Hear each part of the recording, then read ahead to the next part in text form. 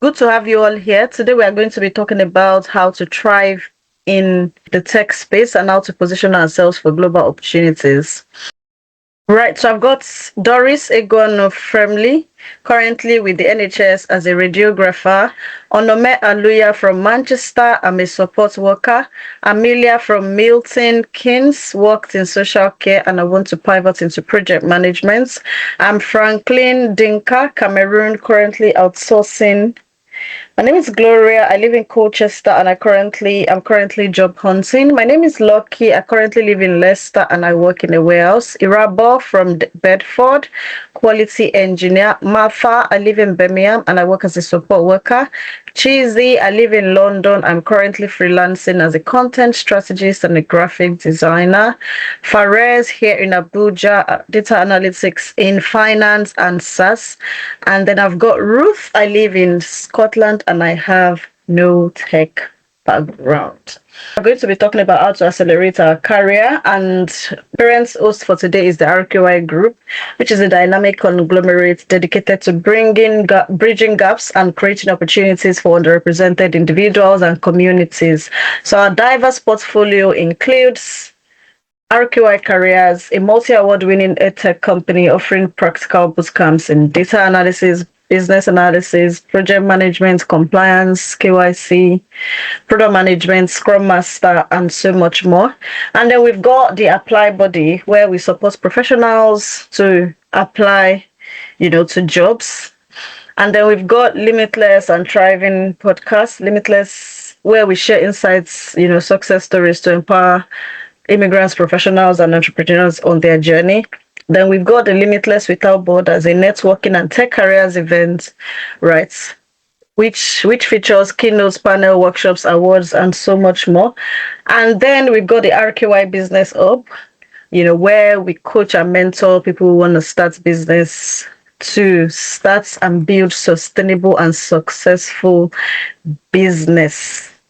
Okay, and then we've got RKY Digital Solutions, where we build solutions for companies, and together we drive career growth, business success, and community empowerment worldwide. Okay, I think I've got one last place I want to share the link before we start.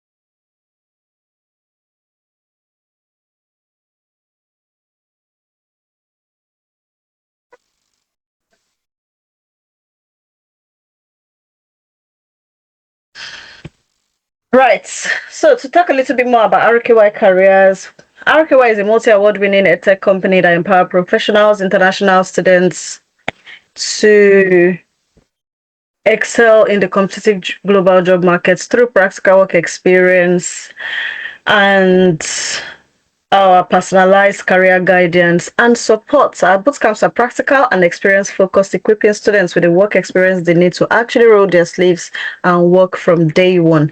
We have over 1,700 success stories, actually now 2,500 of people who are actually now hired into their desired roles from our bootcamps.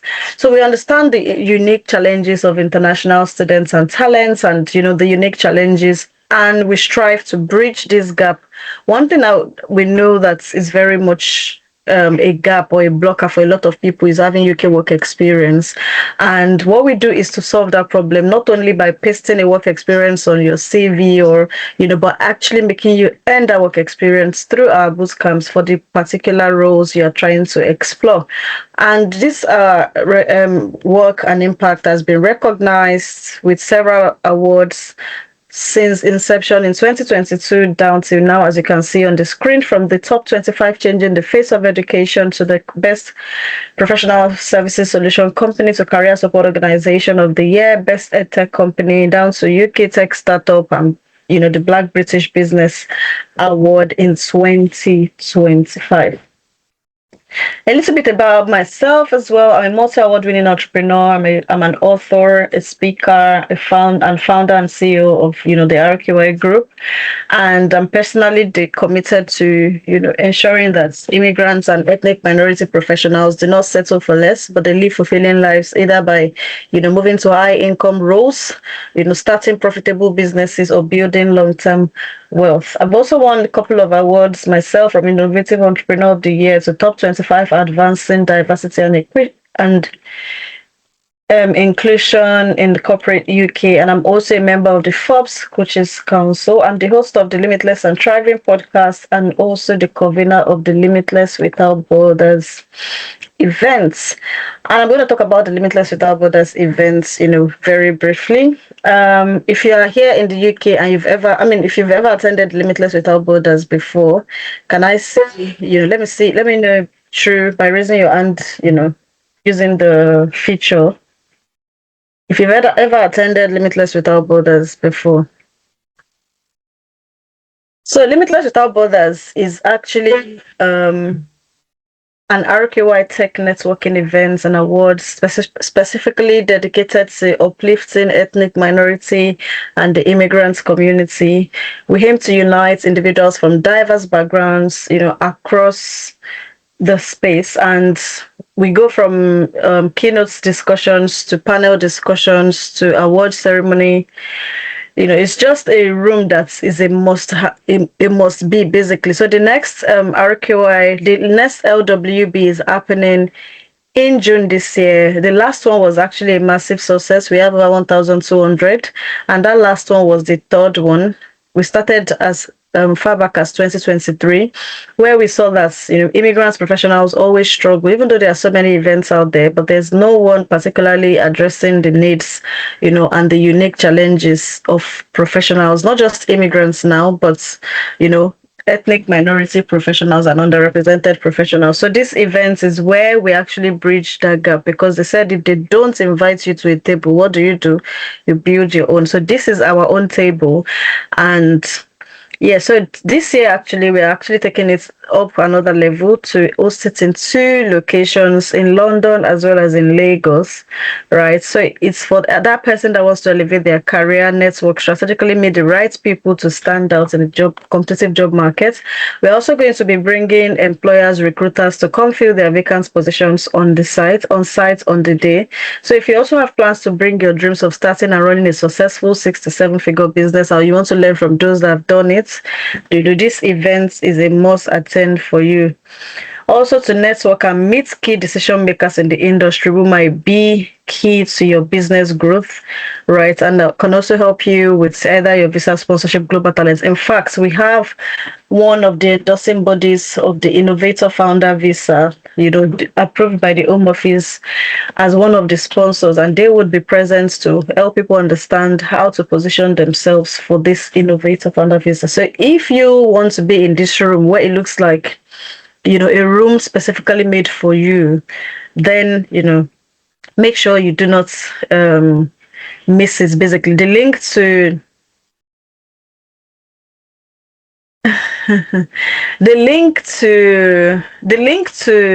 attend is actually in the chat box. You can make sure you book your slots now. Before, I think we are this weekend, we are actually launching the super early bird. So if you want to get it at the least price it would ever be, today is that day you want to secure your slots, because we've not even made the announcement on ID that tickets are now live, but our internal community are having the opportunity to secure their slots first. And I think a coaching session I had with the alumni community, a couple of them already snatched that opportunity. So you want to do the same. Right. So to answer your question, Amelia, we actually did the first LWB in 2023 in Birmingham, even though I'm not based in Birmingham, but I traveled, right, to host it in Birmingham, and it was good.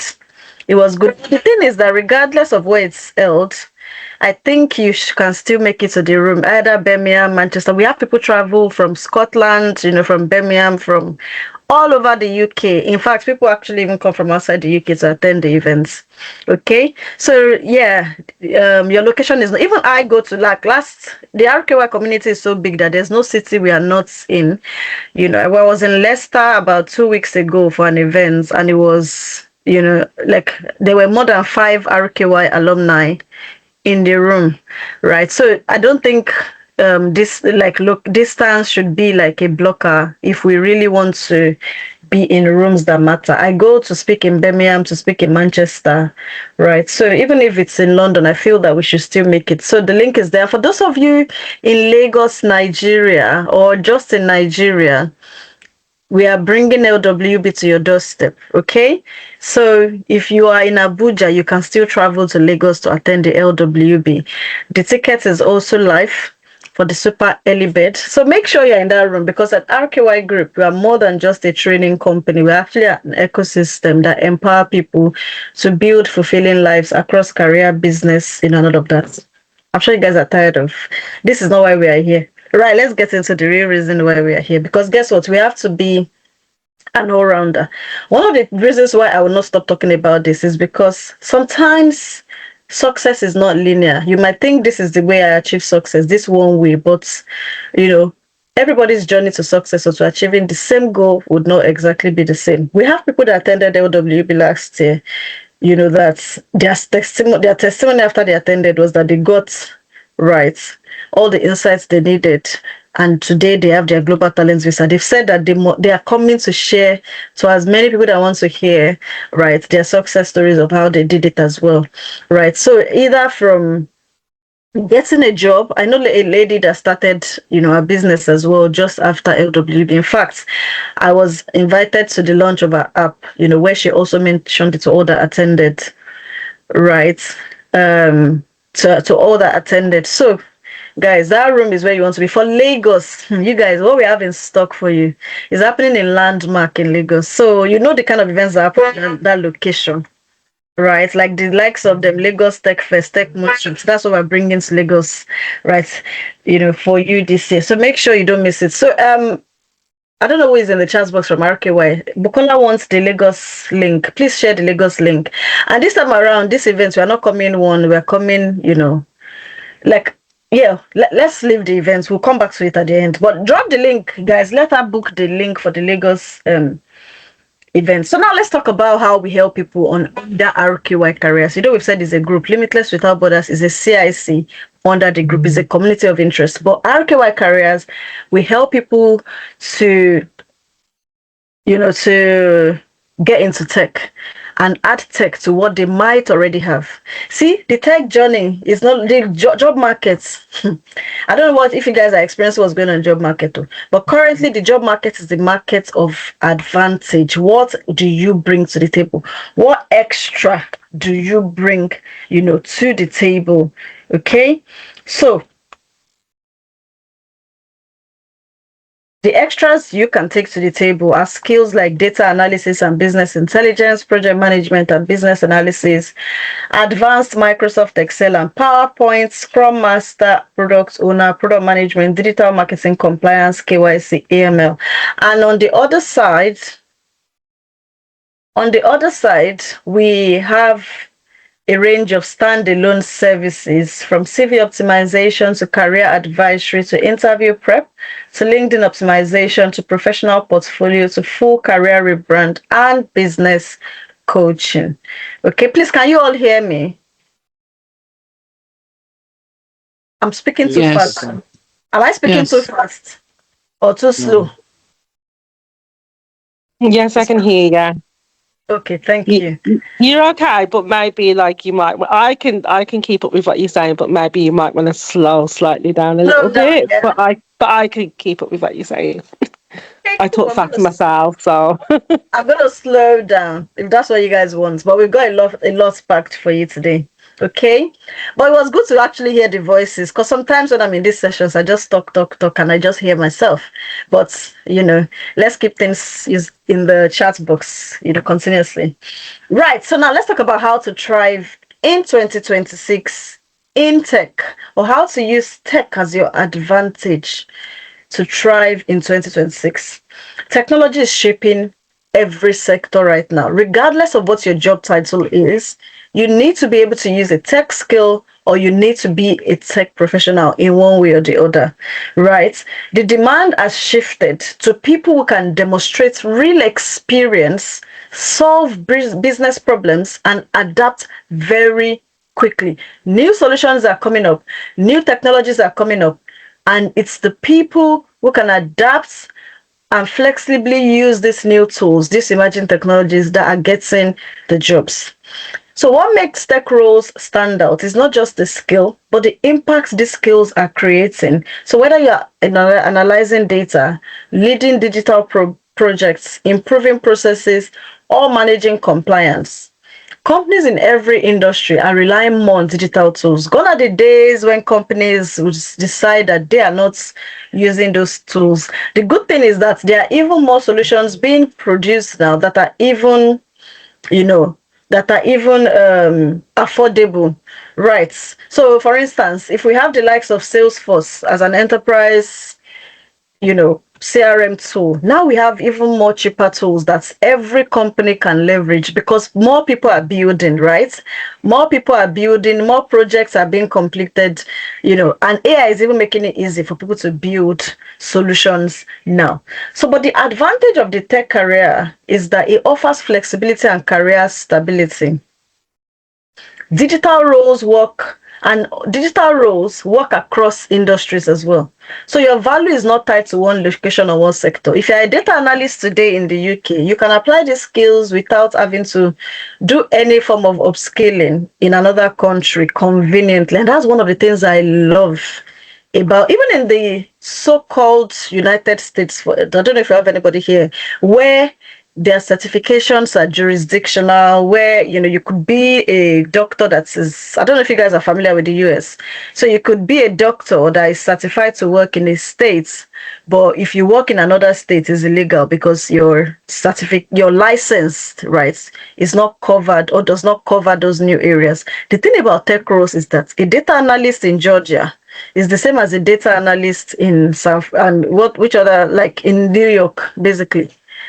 And that's the same way it is. A data analyst in Nigeria, Uganda, Zimbabwe is the same as a data analyst in the UK. There might just be some few things you might need to understand, which is the, local integration and all of that. But guess what? The skills in itself is applicable across sectors, across industries. So you can even be a data analyst in tech today. Tomorrow you're a data analyst in healthcare. You could be a project manager in IT today. Tomorrow you are a project manager in another industry. So that's the good thing about the power of tech skills. More importantly, the future of work rewards proven experience now more than ever. Gone are the days when adding a certification and certification and certification is what you need. In fact, for roles that are even more regulated, that we know that they actually need to be certified, employers are now prioritizing people who can roll their sleeves and demonstrate they can do the job over people that are certified. And they call that, someone said there's a country called Cameroon. No, I should mention you guys. But when you were introducing yourself, you did not mention Cameroon. That's why I said people should mention their names, so that when I'm making examples, you come to my head automatically as well. But good to have you here from Cameroon, and I would use the Cameroon in another example. Okay, so let's move on very quickly.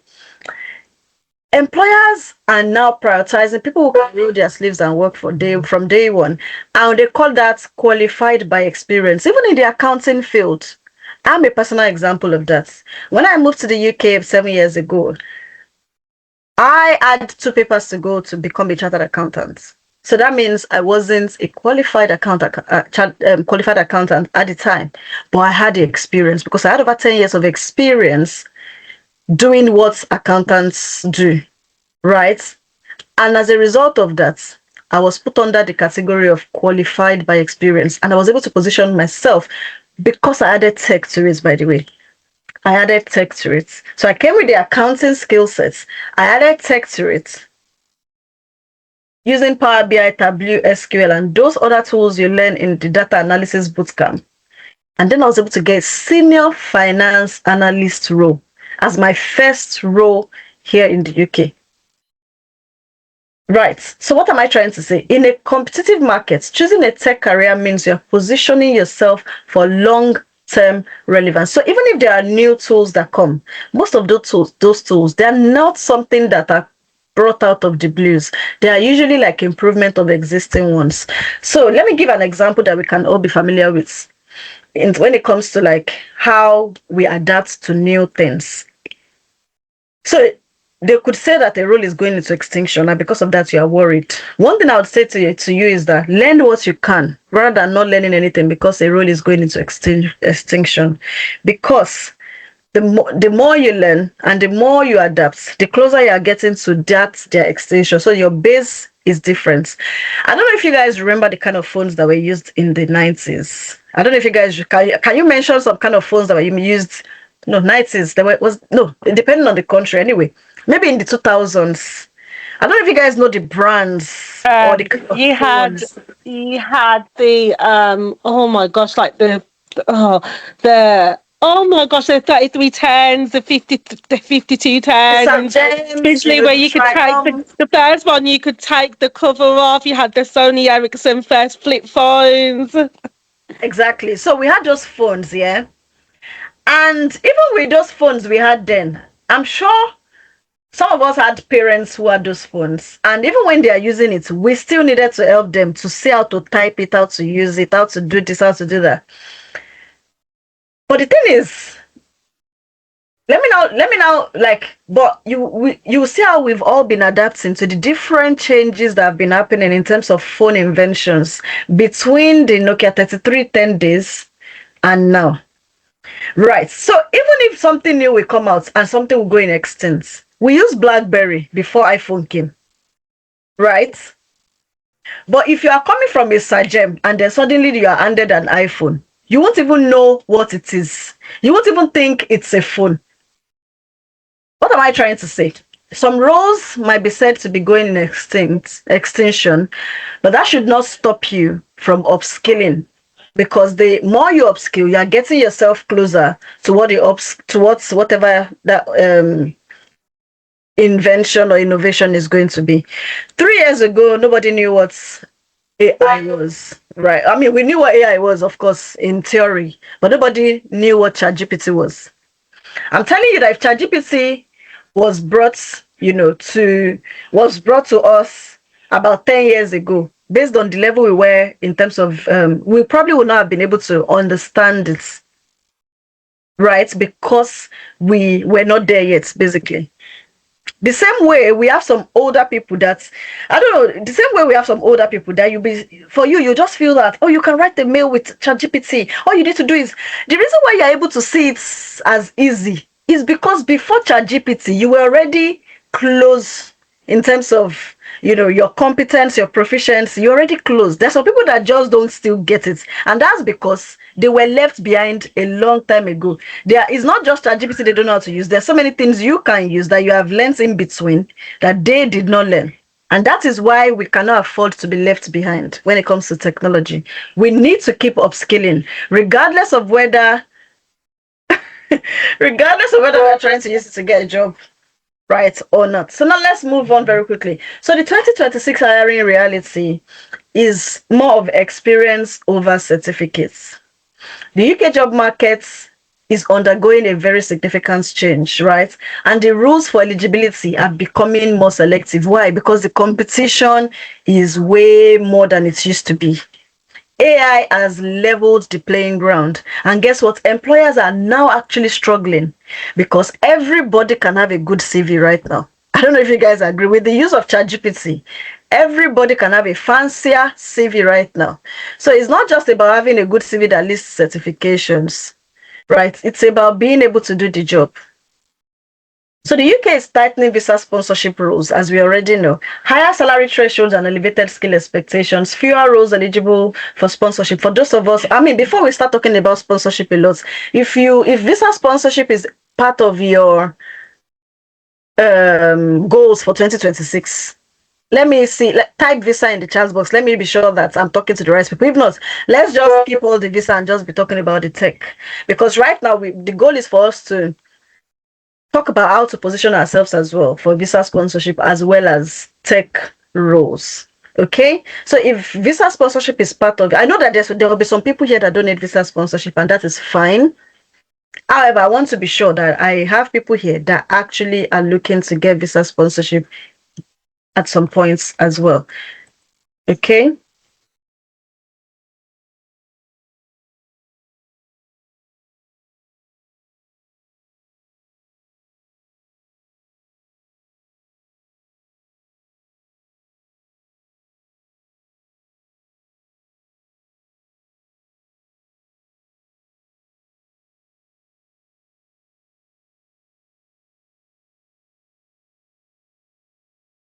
Fantastic. Okay, I can see that I've got quite a number of responses. So that's very good. So let's go on.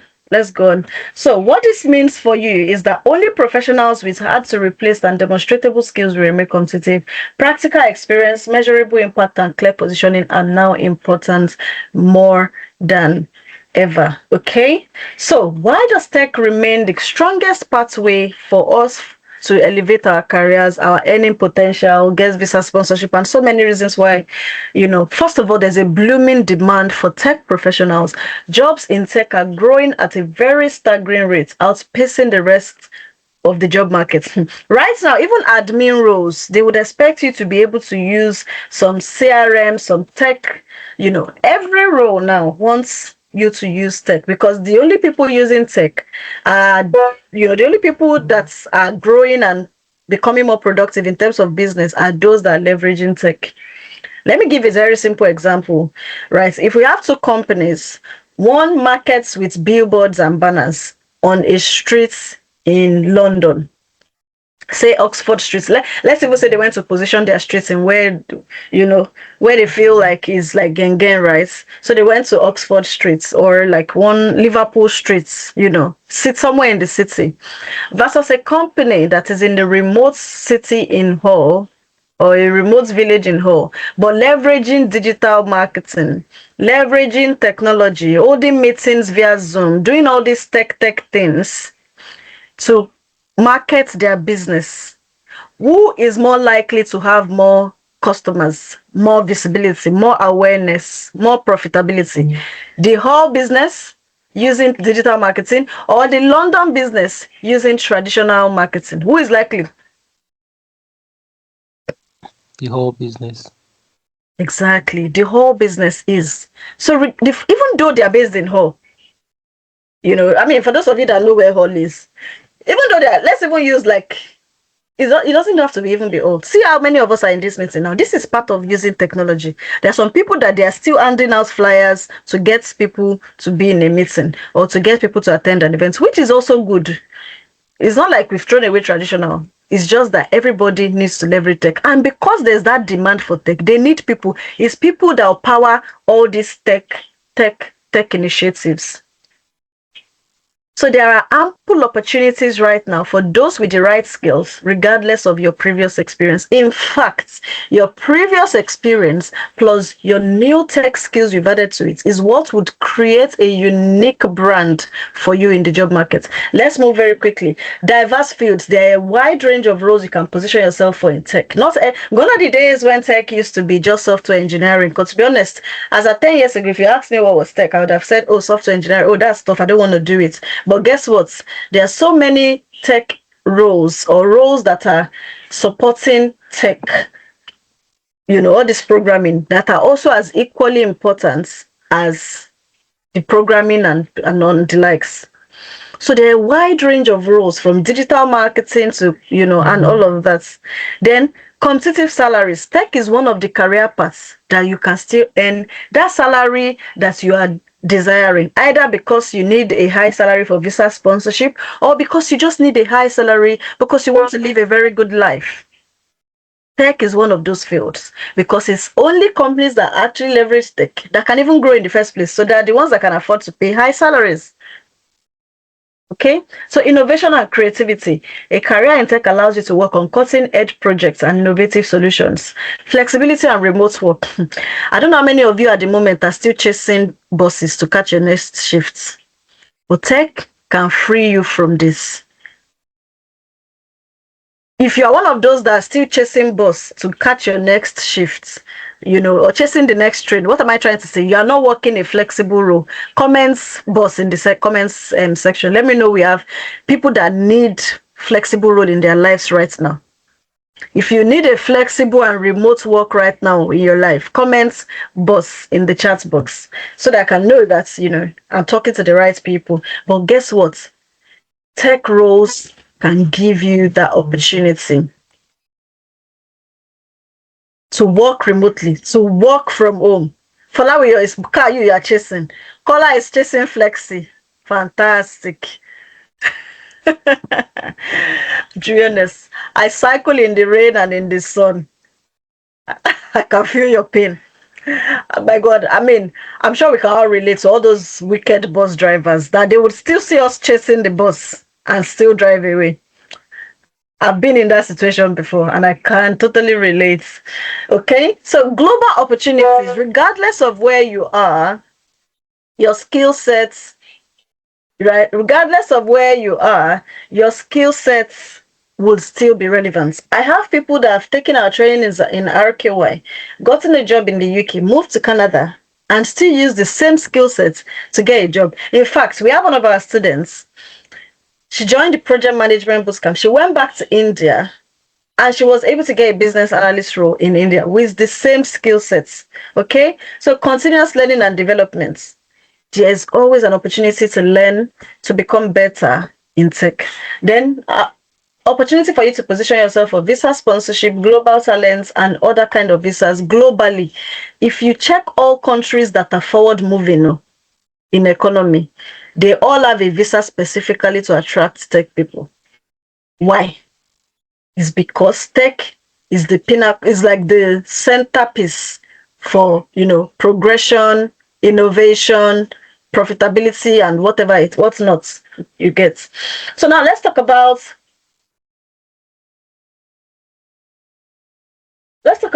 what employers currently value.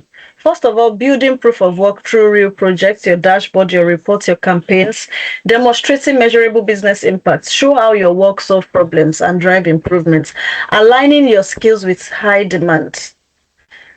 If you want to get visa sponsorship and you're currently a customer service professional, just know that you're on your own because there's no sponsorship opportunity in customer service.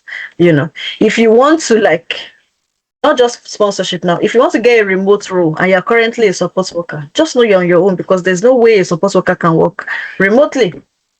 So if you currently are looking to get a 6-figure role or get a 60K salary, an 80K salary, and you're currently, an admin professional, just know that you're also on your own because there's so much an admin role can pay you. However, you can add something to that admin and then position yourself for the tech side of the admin related roles, which is like project management and the likes. Documenting achievements in a portfolio, your CV, your LinkedIn, and so. Communicating your clear value to employers, both in writing and verbally, very important.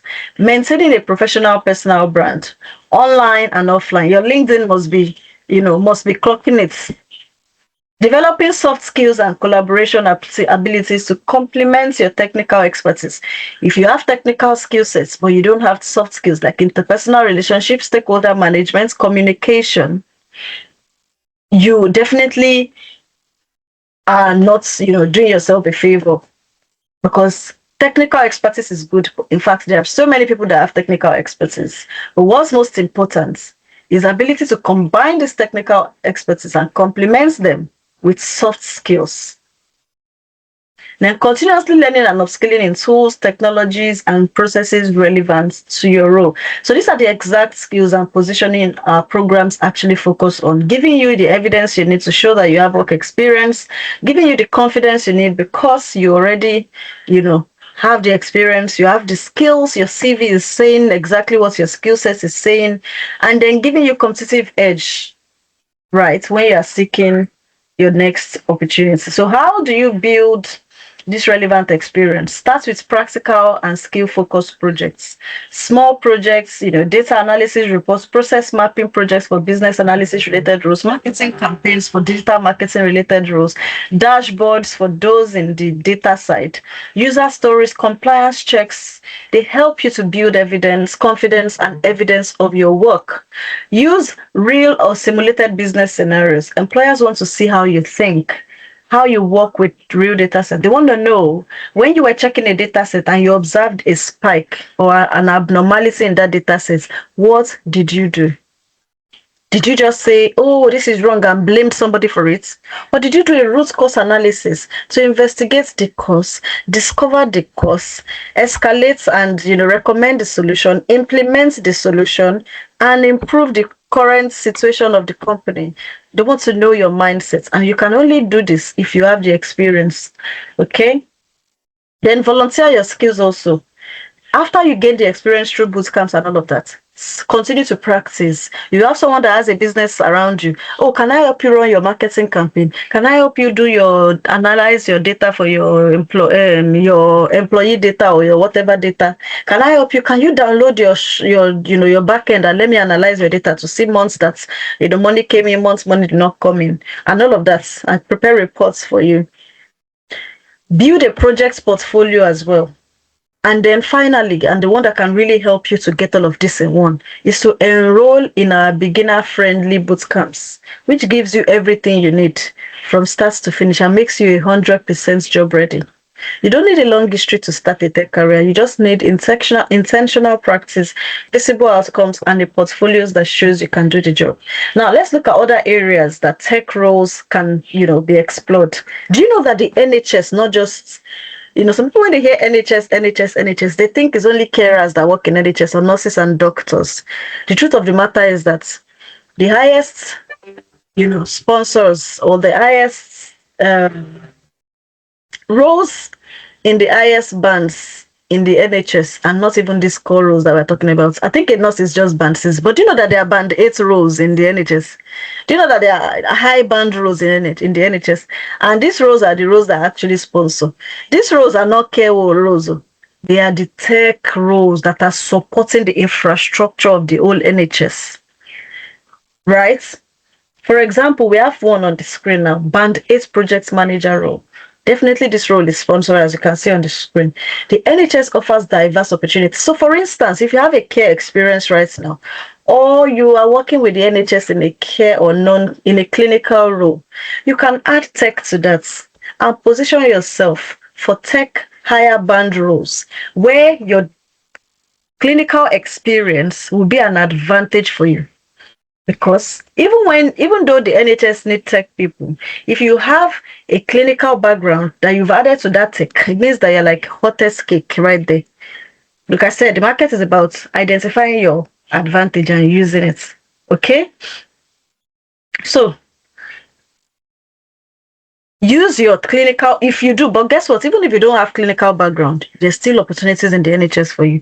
But if you are currently doing role and you're thinking, it's an advantage for you to show that I want to join this project of reducing the wait patients' hours. Because before I've experienced this at the other side. I can solve this problem better than someone that does not even know, because I was there. I was once a doctor, so I know what it is like. Or I was once a nurse, I know what it is like. They would want to welcome someone that has been a first-hand, witness to the problem they are trying to solve. So there are so many roles to explore in the NHS, from data to projects and so much more. So also, let's talk about the Global Talents Visa. I'm sure we all have heard about the Global Talents Visa, The Global Talents Visa is also for tech professionals. There's one assignment you can do quickly on your phone. Go to your LinkedIn and type UK Global Talents and put your city there. And then you see the people that are currently beneficiaries of Global Talents. That's, probably your connection, and you'll see their roles. It's either their product manager, or their digital manager and growth manager, or their, and the likes. You can do your own check and see. Or analysts, right? What that means is that even for these global talents, you need to be, even innovator visa, that is like a business visa, your career, what you do, what your day-to-day is, forms part of what the endorsing bodies use to make the decision of whether or not you can handle the business and make it innovative. If you have like product experience, right, they see that as an experience that is relevant to you running this business. Or if you have a tech experience. So the tech route can also position you for global talent opportunities. Now let's talk about valuable skills that you need, that everyone needs for a successful career in tech. Analytical. Everybody needs to have analytical skills. If it's just by knowing how to use Excel, in addition to the main tech skill you have, that is something. But everybody needs to be able to analyze data and build simple dashboards, right? Do simple decision analysis, rules analysis, and the likes. The second one is communication. You see, regardless of the career path you're trying to position for, the job you're trying to get, you must have very good communication skills. You must be able to demonstrate, right, that you can talk, written, present ideas, that's presentation, write very good emails, right, and collaborate with others effectively. Another one is the solution mindset. It's very important to have a solution mindset. It's good enough to identify problems in a setting or in a process or in a project, but you can't be that person that's always saying problem, and you're always very eager to go to your manager, I've seen this problem, without having any solution, recommendation, insights. Right. So you need to have a solution mindset where you can investigate issues deeper and you can escalate properly and solve this problem. Adaptability as well. You need to be able to accept change, you need to be able to drive change, you need to be able to be the change and have a continuous development mindset. We are in an era of change. Companies are looking for, like I always say, for companies to make money, is either they increase their profits, their revenue, or they reduce their expenses. And to do that, they will be exploring different ways of doing this, and that is where the change happens. Is either they are migrating to a different tool now that maybe will cut them costs, or they are moving to one that will increase their productivity and thereby increase their profitability. But there would always be something related to change going on in your company, and you need to be someone that is open to change. Okay. Also, problem solving using like analysis, like variance analysis, reconciliation analysis, root cause analysis, problem solving, impact analysis. If there's a new policy, you need to be able to analyze, how does this affect our business? Stakeholder management. This is very similar to communication, or they go hand in hand. You need to be able to manage stakeholders across jurisdiction, across demography. You need to be able to build very good professional relationship with your colleagues, with your managers at work. You need to be able to communicate. You need to be able to report and present, resolve conflicts, negotiate, and manage your teams. And then process improvements. You see this one? I used to carry it on my head. Because why? Right now, there's no role you want to apply to that does not need process improvements. You know why? Because employers are always looking for people that will join their company and move them forward. So there would always be a question in your interviews that is testing your ability to bring process improvements into play. Questions that test how maybe, when you join the company, you review the way they used to do things in this. So even if it's data, you review the way they used to do their reports. If it's projects, you review the project cycle, whatever. You observed, some blockers or some redundancies, and you escalated it, you recommended to management, and you implemented the change, which helped you to reduce the turnaround time by 5 days, which helped you to increase the project outcome, which helped you to increase the profitability of the business. But you must be able to show that you're not somebody that just come and just work. You review processes, you identify places where changes need to be done, you reduce processes and make things faster, better, automated, proactively, managing work and creatively as well. Okay, so team collaboration is also very important. You're not going to be working as an island, regardless of your job title. Gone are those days where you say, "Oh, I don't like to talk to people. I'm a nerd. I just like to be behind the laptop." Fortunately, these roles, that we are talking about today, they are not roles that you won't talk to people. So you need to be able to learn to collaborate, because guess what? There'll be someone that is an input provider for your own report, and you are also an input provider for another person's report. So your collaboration comes in being able to manage people's expectations. And so say for instance, somebody needs an input for their own reports from your own team, and that input they need, at the time they are needing it, you need something that is important for your own report to your own manager. The fact that their own need is the bottom of priority for you does not mean it's bottom of priority for them. So even if you cannot do it within the timeline they need it, communicating with them to let them know that, oh, manage the expectation. This can be ready at this time. This is when it will be ready. And you also applying proactiveness and not going to meet people to ask for things when they have other things on their plate as well. Right. So these are things that are tested at interviews. How you are able to proactively manage expectations and manage a team and make sure everybody is happy. Because you cannot say because you have urgent work, you disappoint people. You're all working for the same company at the end of the day. If you guys are enjoying me so far, please let me know in the comment section. If not, I'll be fast and we can wrap it up. So here are some tech fields with global potential.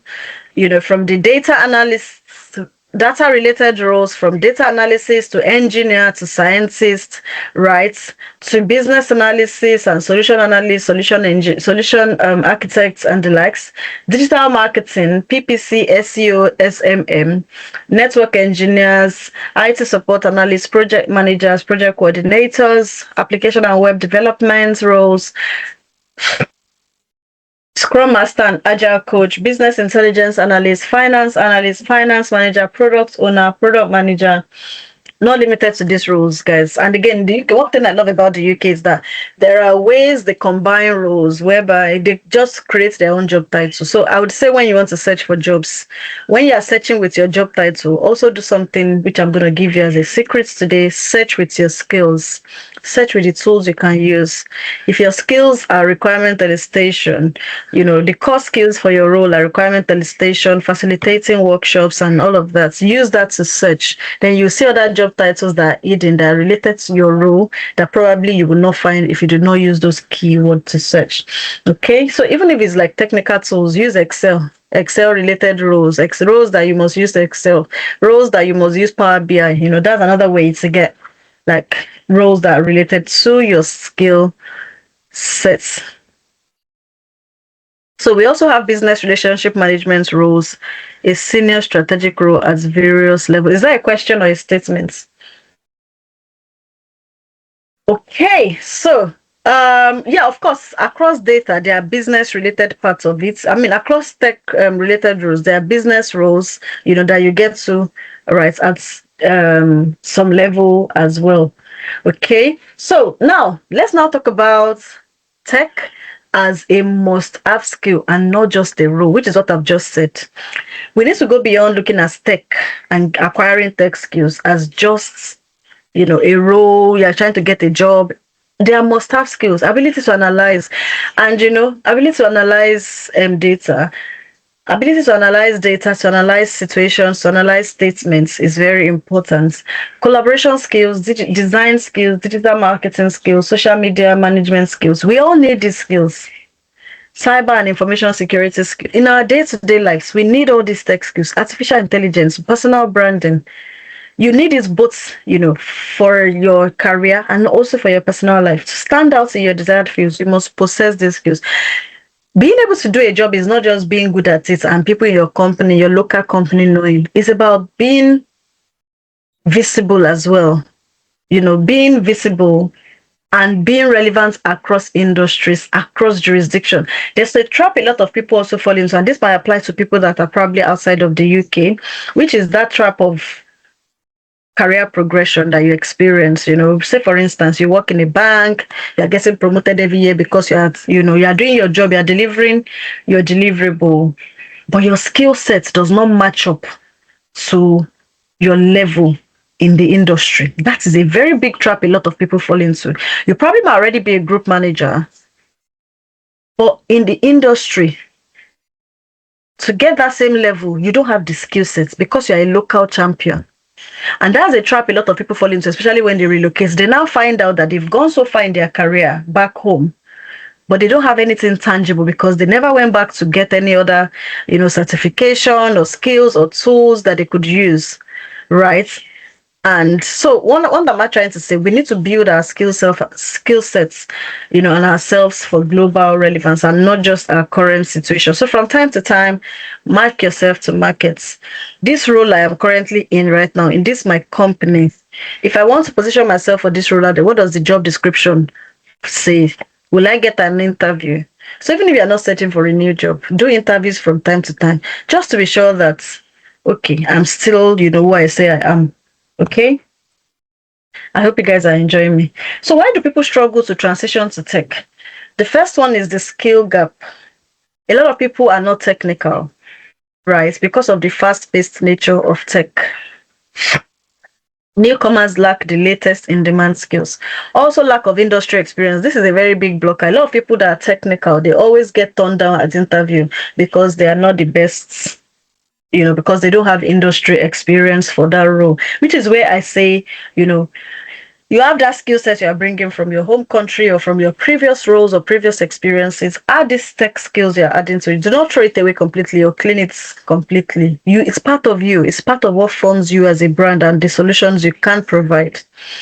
Okay, so lack of industry experience as well, which is sometimes UK work experience too. And then fierce competition. The market is so competitive right now. And then many people encounter similar obstacles when breaking into the tech industry. These challenges create barriers, making it hard to transition smoothly. So understanding them is the first step to overcoming them. Okay? So how do we overcome these barriers? First is to bridge the skill gap. You need to bridge the skill gap, by continuous learning. At the beginning of this year, even though for so many years I'd poured into others, I always pour into others, having sessions and all of that, I just chose to do things differently. I enrolled for about 5 courses. Okay, I enrolled for about 5 courses. One of them was like a £1,000 course. £1,000 course, just to be part of, a community of someone that has done something I want to do, where I want to go. That will be good for me as well. So many, I paid for about 5 courses just to see, just to learn as well and to upskill and to bridge whatever skill gap might exist. You might not even know that gap exists at the moment until you actually get in the process of upskilling. And then building industry experience is also very important. Right. In our boot camps, we integrate real-world projects that we get from clients and internship opportunities into the program. So you graduate with practical work experience. Also, standing out in the competitive job markets through our personalized CV and LinkedIn optimization service. Some people do training somewhere, and when they are done,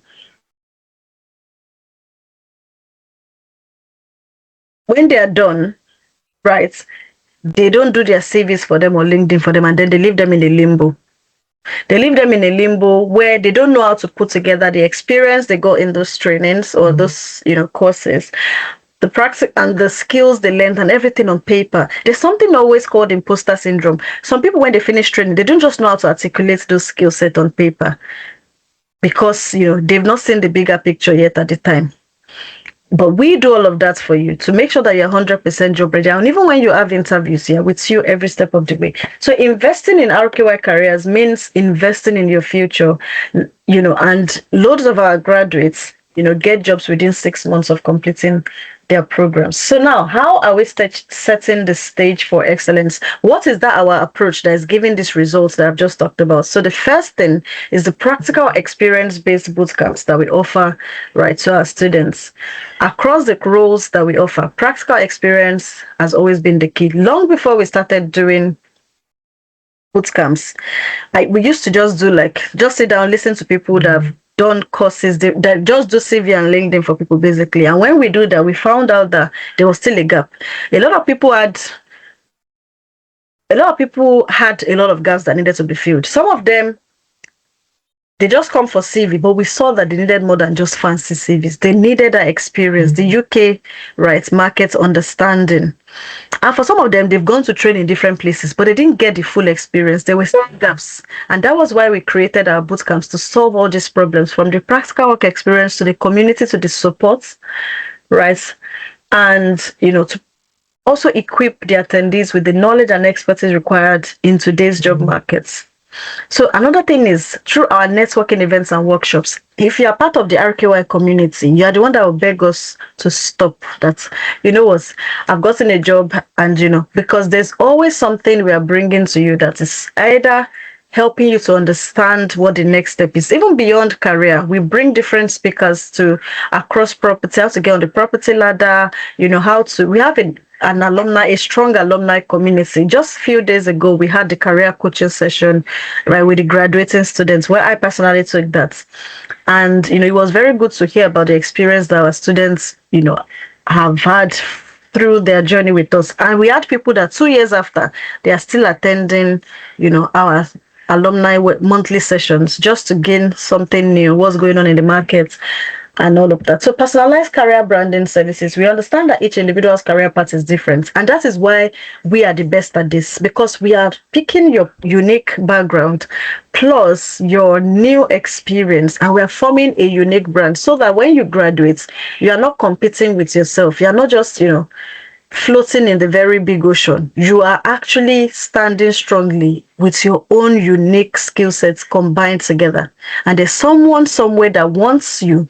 That person that had admin plus project management experience, that person that had, NHS plus tech related experience, that your combination of that accountant plus data analyst that is now a finance analyst. There's someone that wants that uniqueness of your combination of skill sets. So immersive learning experience. We foster an environment where learning is not passive but very active. If you join our bootcamps, our work experience phase is like real work. You would have one-to-one reviews, you have reviews, you have supervisors, you have a role, you have a deliverable, and it is mandatory that you complete your deliverable, just like it is in the real work space. Also, we've got community of innovators, right? So you're not just a student, you are building the next big thing, basically, and you have the right mentor, supervisors, and all of that to support you through it. So I'm going to introduce you to Korede right now. So Korede is an alumni of the RKY bootcamp. She joined the data analysis bootcamp back in 2023. Right, and right now she works with WorldPay, and she recently was just telling me about the fact that I think they were promoting her or something at work. When she passed her probation, she let me know, and I was super happy and excited that she's not just she didn't just get the job, she's actually thriving in it. She had zero experience. Her background was in customer service, right, when she joined the bootcamp, and in the bootcamp she learns data analysis, and she got a data analyst, technical report analyst role right after our bootcamp. So she's one of the testimonies that, you don't need to have previous experience to actually thrive. And you shouldn't be defined by where you are coming from, but you should define yourself by what you are doing to yourself to get to where you're going to. She enrolled in the bootcamp in 2023. She leveraged her previous banking and customer service experience, and now she's a reporting analyst in one of the biggest, payments platform today. So she said yes to growth, and now it's your turn, because tech can actually change your life. So today we have 2,500 success stories of people who have landed their desired jobs after enrolling in our boot camps, including visa sponsorship jobs. Here are some of those jobs, from people who got project management jobs to people who got compliance roles to people who got right compliance, AML, business intelligence, project management, and so on. These screenshots, they've cut off the job titles. So we've got, right, from zero experience to project management, from as a student, from no experience to project support officer to principal auditor, from multiple rejections from after the compliance training, from no experience to risk and compliance specialist, right? Data analyst, information analyst. Those are some of the job titles some of our students have gotten. And we also have more as well on the screen. You can see if Ifoma got a revenue planning analyst role after the data analysis bootcamp. Babatunde got a compensation analyst role. Nneka got a market intelligence analyst role. Ugo got an AML analyst role with JP Morgan. Ife got a project coordinator role. Linda got an AML analyst role, and so much more. I just read a few.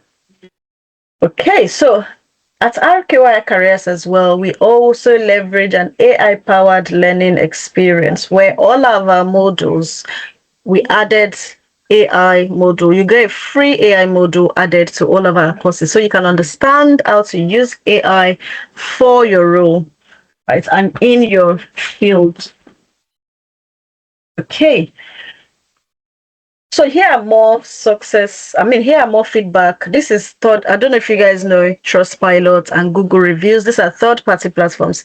They are external. You can search for them and read them yourself, and you can see the feedback. These are not live. These are like old ones. I'm sure if you click on it, you'll see more recent ones of people who are sharing their reviews of getting a job after the training. So we've got AB here who says, I can't thank RKY Careers enough for their outstanding compliance course, which played a pivotal role in landing my role in compliance, my first role in compliance. The course was incredibly well structured with comprehensive content that bridged theoretical knowledge and practical application seamlessly. The instructor was knowledgeable, approachable, and always willing to go the extra mile to ensure we fully understood the material. RKY didn't just provide training, they provided a stepping stone to my professional success.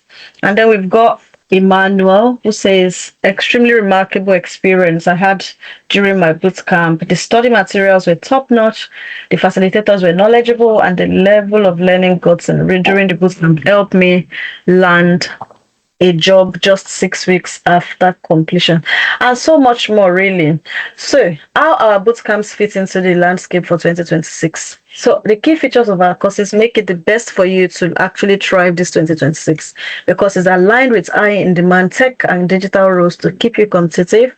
It's built for practical job ready skills you can apply immediately, and the structured support you get is actually what that support sometimes, because a lot of people do trainings, a lot of people have skills in their head, but they give up, and they give up because they don't have mentors, coaches, they don't they're not part of a community of people that want to be successful. And that is one of the things that sometimes propel us to that success we really want to achieve. It's not just that we don't have the skill set. We're not just part, of a supportive community that would help us to get there. And then we focus on measurable outcomes and not just theory. So our bootcamp actually focus on practical experience. So now let's talk about the pathways that we have for you today, because I already have some questions, people asking me, software developer, this and that. Let us explore what we have for you today. But before we do that, I want to ask a very quick question, and I need a quick response from you guys in the chat box. What would you like your next job title to be? Let's mute ourselves, guys. I don't know who is unmuted. What would you like your next job title to be? Let's drop it in the chat box. Very quickly, what would you like the next job title to be?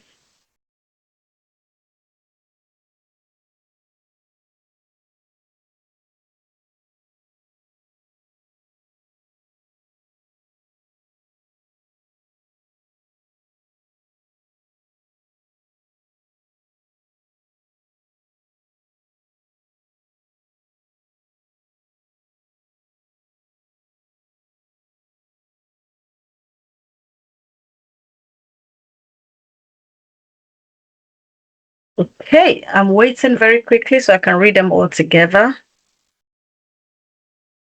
Only 2 people are looking to advance their career. What would you like your next job title to be? Okay, I've got Folawiyo. Folawiyo Inyonda wants to be a data analyst and business intelligence analyst. Fantastic. Adesila wants to be project manager. Mohammed wants to be a software engineer. I scrolled past. Okay. Oluwakemi wants to be a data analyst. Fadzai wants to be a project manager. Amelia wants to be a project support officer. Glory wants to be, she's conflicted between business analysis and compliance. Precious wants data analysis.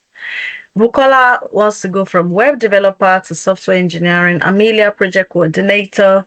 Kola, product owner. My phone is in my pocket. Oh, you need to mute My yourself. phone is in my pocket. I think she's not in the women. Chris, I know, wants to be a project manager. Ruth wants to be a business analyst. I will start small. That is good. Project coordinator or support is also good. Onome, project. Okay, SaaS project manager, compliance and data. I love. It means I have the right people in the room. I just wanted to be sure. So what is stopping you? I love that you guys know where you want to go because that's very important. So what's stopping you right now from getting, what's stopping you right now from being in that role? I want to get as much responses as I got for the job title as well. Okay, so let's do that very quickly. What is stopping you? Amelia says skill gap. Fantastic.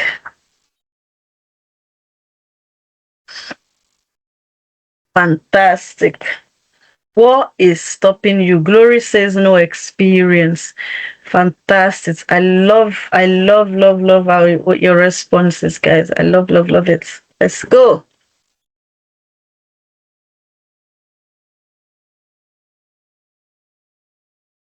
Fantastic.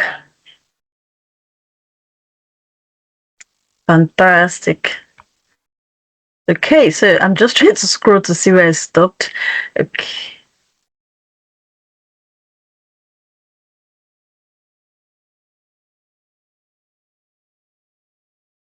I don't have any experience, no UK experience, no experience, skill gap. I don't have any experience and I don't know how to go about it. Oluwakemi, don't worry, we are here for you. Press says no experience. Adetola, I need the training and I need UK experience. We are here for you. One of me says no knowledge of what it entails. That's what we're going to be doing in the next section where we're going to be explaining the different career paths. Same, I don't have experience, no experience. I'm like 100% lost. It's all right. We're going to find you. Fadzai says experience. Siam says no experience. Tina says confidence and no UK experience. I love that everything you've said is in line. That's why I'm not surprised because most of the things we said that employers are prioritizing are things that you said is stopping you. So let's go into it. So if you are here and project manager, okay, I think I already saw the project manager people. So project managers and business analysts. Nobody said business analyst. Why? Everybody wants to be a project manager.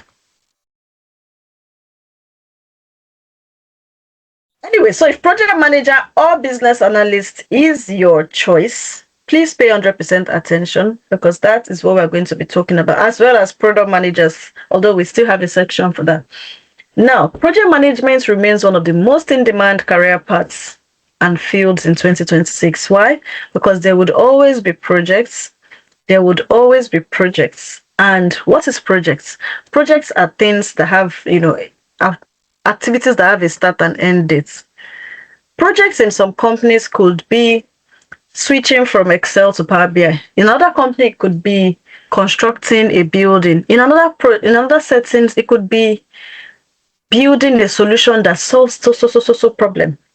But they are usually things that have a start and an end date, meaning that they need to have criteria for monitoring their budgets that has been, allocated for it. The budgets, the scope of the projects, meaning how big is it? Does this project cover this? If we say we are going to the sky, how far are we going? Are we going to the moon or are we stopping at the sun? That's what the scope defines. How far, what is within this project and what not. Okay, so in 2026, companies will focus more on professionals who can demonstrate real experience in coordinating tasks, in managing timelines, supporting cross-functional teams, and ensuring projects stay on track. And you must be able to handle project documentation, risk log, stakeholder communication, and delivery support. And for those of you that are wondering, for those that have sponsorship as part of their key motivators, these are the codes. You see how long those codes are that project and business related roles can explore. We've got the engineering project managers or project engineers as 2127. We've got 2133, which is IT business analysts, finance investment analysts, business and related research professionals, and so on.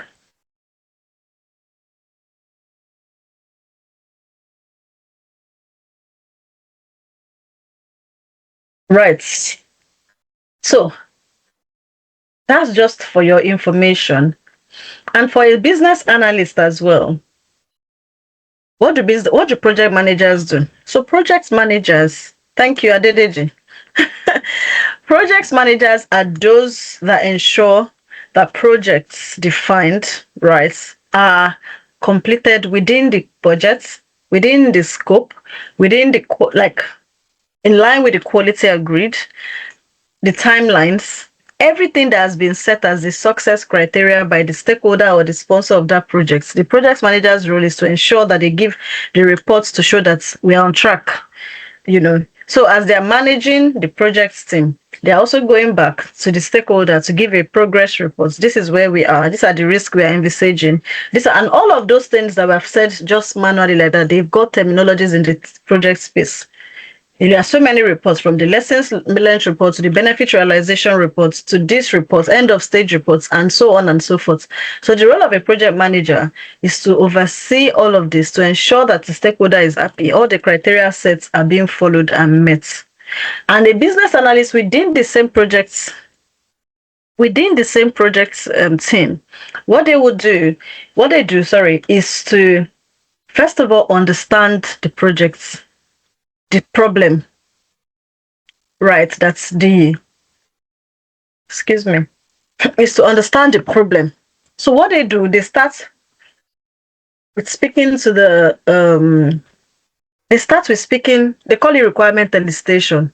So this solution you want us to build, what do you want it to look like? So they talk to the sponsor, the stakeholders. Oh, the company currently, this is the problem. The problem is that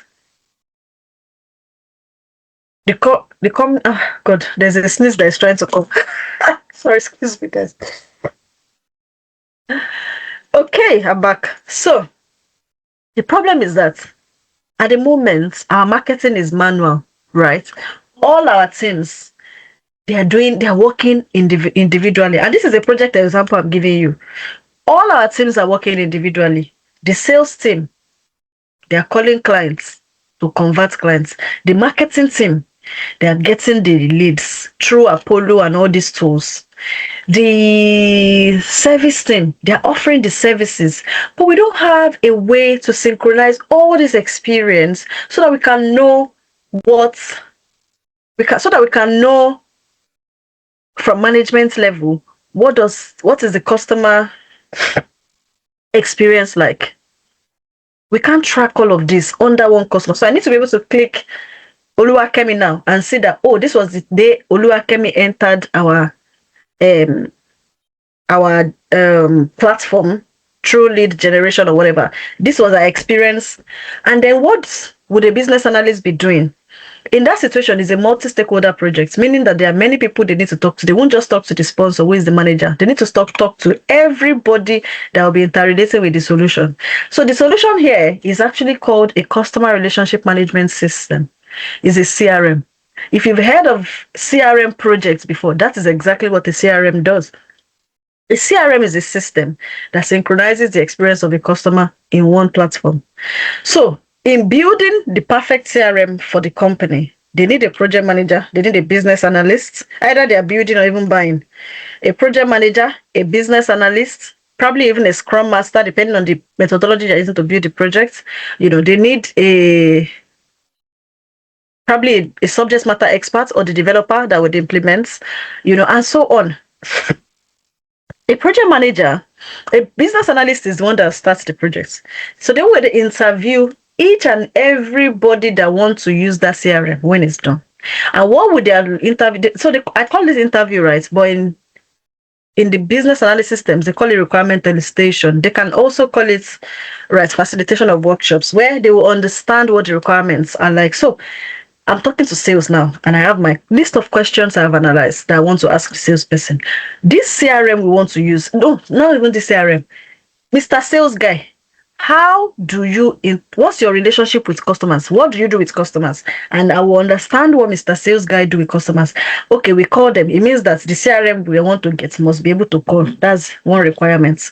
We call them, we do this, we do that. When we finish, we do all those things they've said they do with the customers. You are listing them down because the solution you must provide to the company must tick everybody's box. You go to marketing.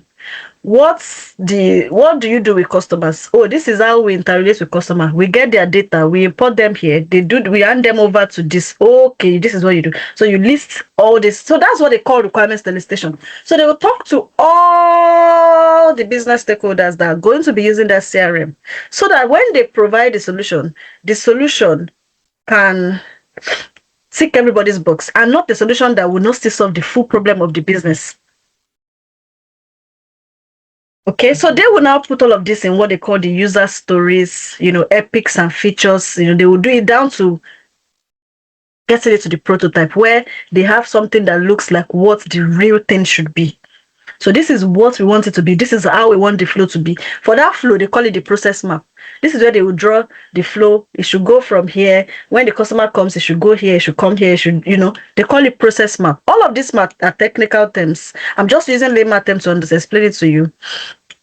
But that's exactly what. So while a business analyst is understanding and putting all those things in place, the project manager is analyzing the risk.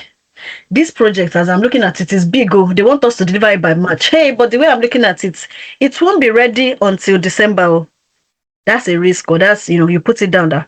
The timeline, no, this is what you want, but it's likely it's not going to be ready by this time because of this, And then they do their communication plan. How is the best way to talk to you? So they are the one managing that side, while the business analysts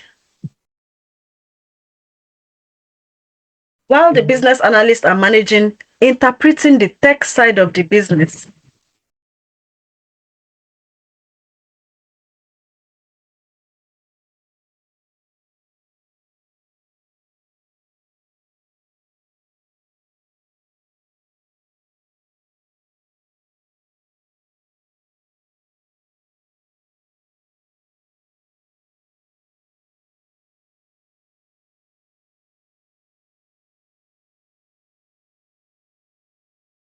Sorry about that, guys. So, what was I even saying?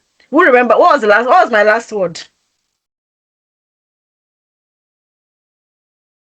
Who remembers While analyzing the tech side of business. Thank you. So the business analyst, what they do is to interpret the technical part of the business. So in the real business space, when me and you, when we want to build websites, we'll just look for a developer, right? And just get developer, build my website like this. But in the business side, that's not the way it works. Your CEO is not going to be talking to the developer. Your CEO is not going to be talking to the developer. Somebody in between is going to explain. Your CEO is going to explain to a business analyst what they want. The business analyst is going to put this interpretation as best way possible in their deliverables, and then hand over these deliverables to the developer or the engineer, who is also part of this project team, to turn. So if a business analyst role, they need to be good at interpretation. They need to be very good with interpretation of, the needs. Anyway, I've done too much of training. That's not today is not for training, okay? It's just to help you understand what these roles are, right? So the business analysts do have a lot of deliverables in terms of interpreting technical requirements to non-technical requirements into technical teams, basically. So that's what project managers and business analysts do. And how do we help you to be a very fantastic, one is through our bootcamp that combines both the project management as well as the business analysis expertise. Okay, it's a 4 months training where you first go through 7 weeks of classes, just understanding the concepts, the frameworks, the terminologies, the nomenclatures of not just the boot camp itself, but even working in the UK, the culture, so this is not where we just train you to be technical. We also help you to understand the job market and how, just as I've explained right now, how you need to manage expectations and all those things. Those are the things you learn that help you stand out in the job market and even on the job. So when we are done with the 7 weeks of classes, which we cover project management in the first 3 weeks, classes hold Saturday and Sunday, 4 to 6. Then the next 4 weeks would handle BA or vice versa. And then after that, we'll now have a 2 months of completing a real client project. And in doing that, you will now work with tools that you've now learned in class. You work with ClickUp, you work with Jira, you will learn all these tools. You will use the Agile framework that you hear all the time. You use the Scrum framework. You will actually also get career support. When this work experience is done, you will now have sessions that would help you combine what you have learned in class, what you have practiced in the real world in 2 months program, 2 months work experience program, to now know how you put all of this together when you're trying to get a job. So you can know that when they ask you, have you worked on difficult projects? You pick a project, difficult time in that project for your example. Have you worked on a project script or whatever? You can find that scenario to describe it. So we make you 100% ready, right? You would also build on other soft skills because, like I said, in this bootcamp, you get your roles, you get supervisors, you get a team lead, right? Both from the project team as well as external mentors, right? Emotional intelligence, team management, stakeholder management, collaborative learning, workshop facilitations, and you also work with other project stakeholders. You have a developer on your team, you have other project stakeholders on your team. So who can take this course?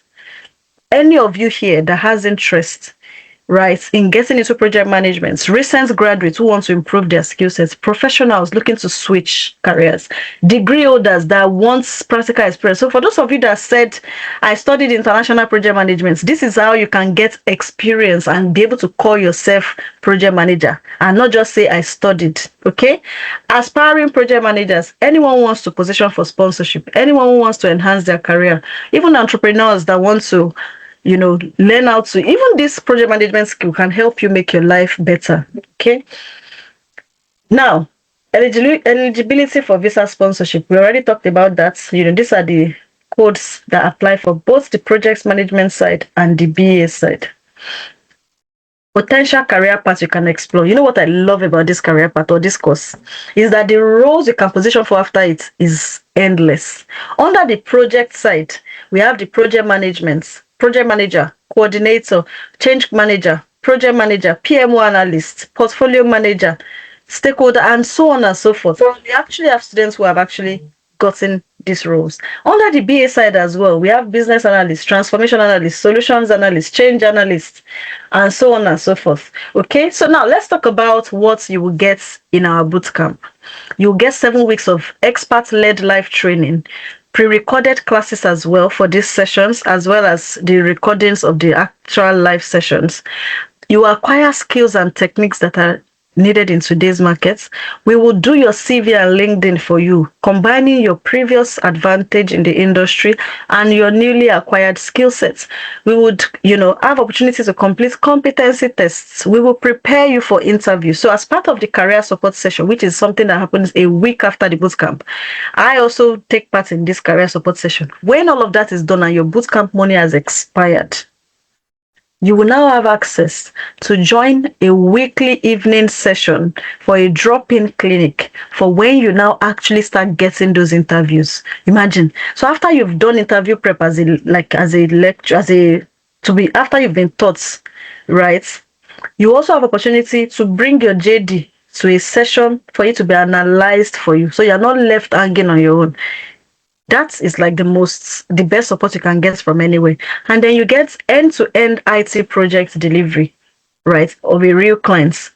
access to our LMS for 12 months. And you know the best part? You see that experience you gained in the bootcamp, you will be able to put it on your CV and you will get a UK job reference for it when you get a job. Isn't that fantastic? And all of this, as if it's not enough, you will also get a globally recognized certificate of completion that is recognized not only in the UK, but also globally, because we are accredited by CPD, which is Continuous Professional Development, as well as ACTD USA, which is the American Council of Training and Development. And we are also listed on the UK government website as a learning provider. And then you also have opportunity to position yourself for visa sponsorship and high-paying six-figure jobs. For all of this I have said, guys, I'm sure you're already scared. This training should be like £3,000, okay? Because even CV and LinkedIn optimization alone is like £100 in some places. And then talk about the reference, or is it the training, the live training, or the interview prep you continue to get for life? That interview prep, you can also use that session that happened in the evening for on-the-job support when you actually get a job. So you are training somewhere where you know that even when I get a job, I'm not on my own. I can still come in. There's still a window. They don't just block us on WhatsApp. Because I know some people that came back to us and said, I trained somewhere, they promised 700, I paid 1,000. But I don't know how to reach them again. They are not responding to my mails again. That is never going to be the case with RKY. So because you're on this call today, we are offering this course at a special discount of £599. And the next cohort is starting on the 7th of March. I don't know if you guys have heard about it, but there's something called the hiring surge that happens between April, May, June, July. Right? This is where jobs are actually a lot in the job market because companies have a new budget because the financial year ends in April. So you want to definitely jump on this. And guess what? You don't need to pay this amount in full today. You can pay just £199 and pay in 3 installments using Klarna, Clearpay, Pay Later, and all of that. And if you are joining from Africa, Nigeria, you can send a message to the numbers on your screen and they will let you know what the Nigerian rate is. What am I trying to say? There's always no better time than now. If you said you wanted project management and business analysis for your next job title, this is your way to invest your next few months in what will change your life forever. Okay? So I'm not going to waste too much time. So if you have secured your slots, or if you will be securing your slots, right? Comments, right? Let me know in the comment section by dropping. What should we drop? $5.99. So drop $5.99 in the comment section to let me know that you'll be securing your slots, or you are securing your slots, or you have secured your slots. You know why? Because it's okay to be going from webinars to webinars, but we don't want to end up using the whole of 2026 to just acquire information and not take action. This is where your execution starts. Since the beginning of the year, I've been talking about execution. For those of you that know me on my personal pages and my personal podcasts, I've been talking about execution because a lot of people live on motivation at the beginning of the year, right? Where the beginning of the year is always everybody is on high motivation here and there, right? But what's most important is what you do when no one is watching, when those motivation is down. And one of the things that can force you to discipline yourself is joining a bootcamp like this, where that's automatically setting a system in place for yourself, right? You don't need to wait until you go to the next YouTube page or you book because if you don't do this, you have to pay separately for each of what we are offering, and it will cost you more. So if you are not enrolling, right, let me know why you are not enrolling in the comment section as well, while we go to the next. So I'm going to introduce you to 2 alumni again who were part of the project management and business analysis bootcamp specifically. And as you can see, Ajula enrolled for the course in 2024, and today she works with UK Export Finance as a business change analyst. So it's not here, so this is their LinkedIn profiles, right, to show that they are actually real success stories. And you can see their previous roles. This is RKY Digital Solution. They actually completed real clients projects on the bootcamp, and after that they used it to get a real role, right? Then we've got Gloria as well, who is currently a special project coordinator after she completed the bootcamp. If you have questions, instead of raising your hand, please let's use the chat box, because after project management, I'm still going to talk about each of the courses, okay? So let's keep things fast. So drop your questions and comments in the chat box very quickly. So you can see as well, and this is just a few of them. If I bring all my 5,000 success stories into my 2,500 success stories, we will not leave here today, okay? But we want to leave here, right?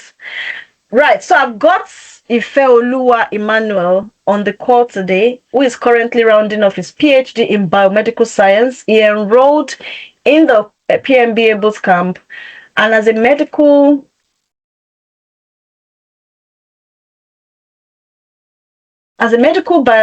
biomedical researcher, he realized that the principles of project management extended far beyond research and is actually valuable across sectors such as technology, healthcare, and public service. And he decided to join the PMBA bootcamp because of his desire to upskill and gain structured training that would support his transition after his PhD into impactful projects and program delivery roles. So the bootcamp has been incredibly valuable experience, providing practical knowledge, exposure to industry practice, and a strong framework. And he's excited to share that he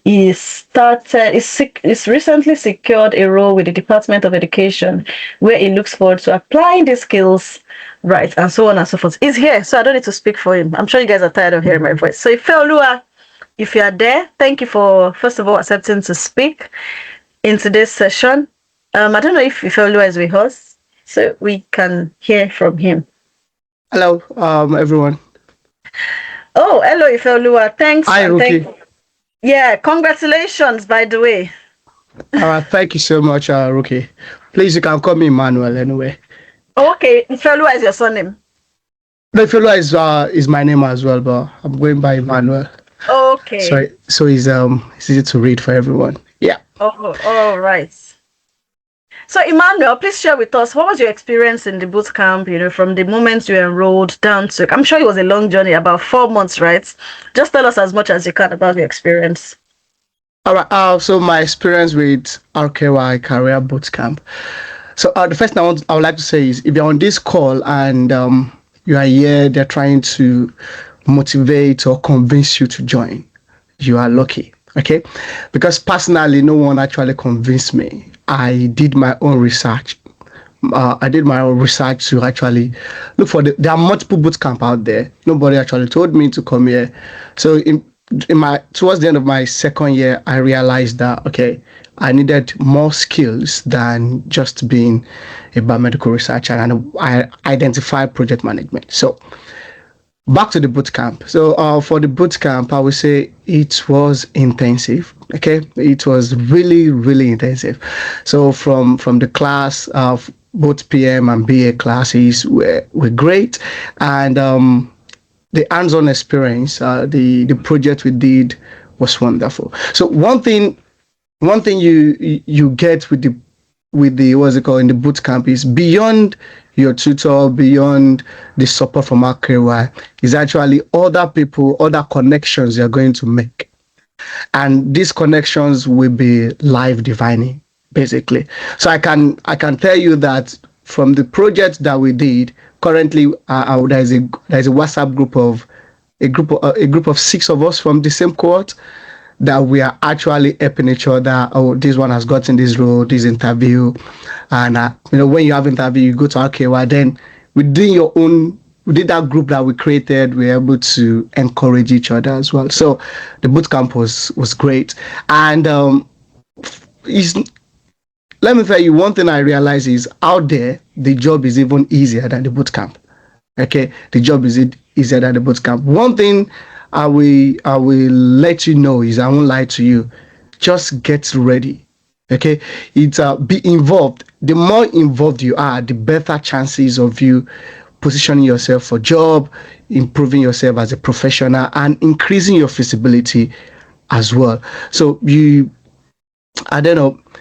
I remember I wanted to join cohort 10.0, but I was busy with research then, so I moved to 11.0. That was between January last year to April. My wife could actually attest to it that during those periods is as if I'm away from the family.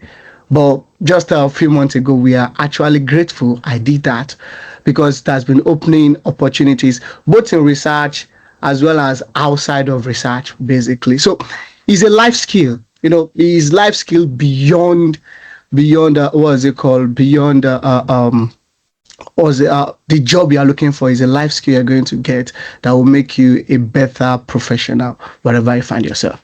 I don't want to talk too much. Rookie, is there any other question or do you want me to share any other thing? Okay, thank you. So, what was your experience in terms of the project? I love what you've shared, which is, I've not even talked more about that. I've been talking more about the technical parts, but, do you want to tell us, the project itself? Now, let me see if we have questions for you in the chat box, which you can talk about. But yeah, the interview prep, did you attend the interview prep sessions when you had interviews, right? Yes, basically when we're done with the project, so like I said, I'm rounding off my PhD. In fact, I'm still a PhD student up until next month when I finish. And you already have a job? So I already have a job. I have jobs, basically. I have jobs. So and let's talk about the support afterward, after you get your CV, even before you get your CV, right? So around when we finish April, I knew I was not ready for, I can't do a full-time job, but I wanted to push myself out there. Okay.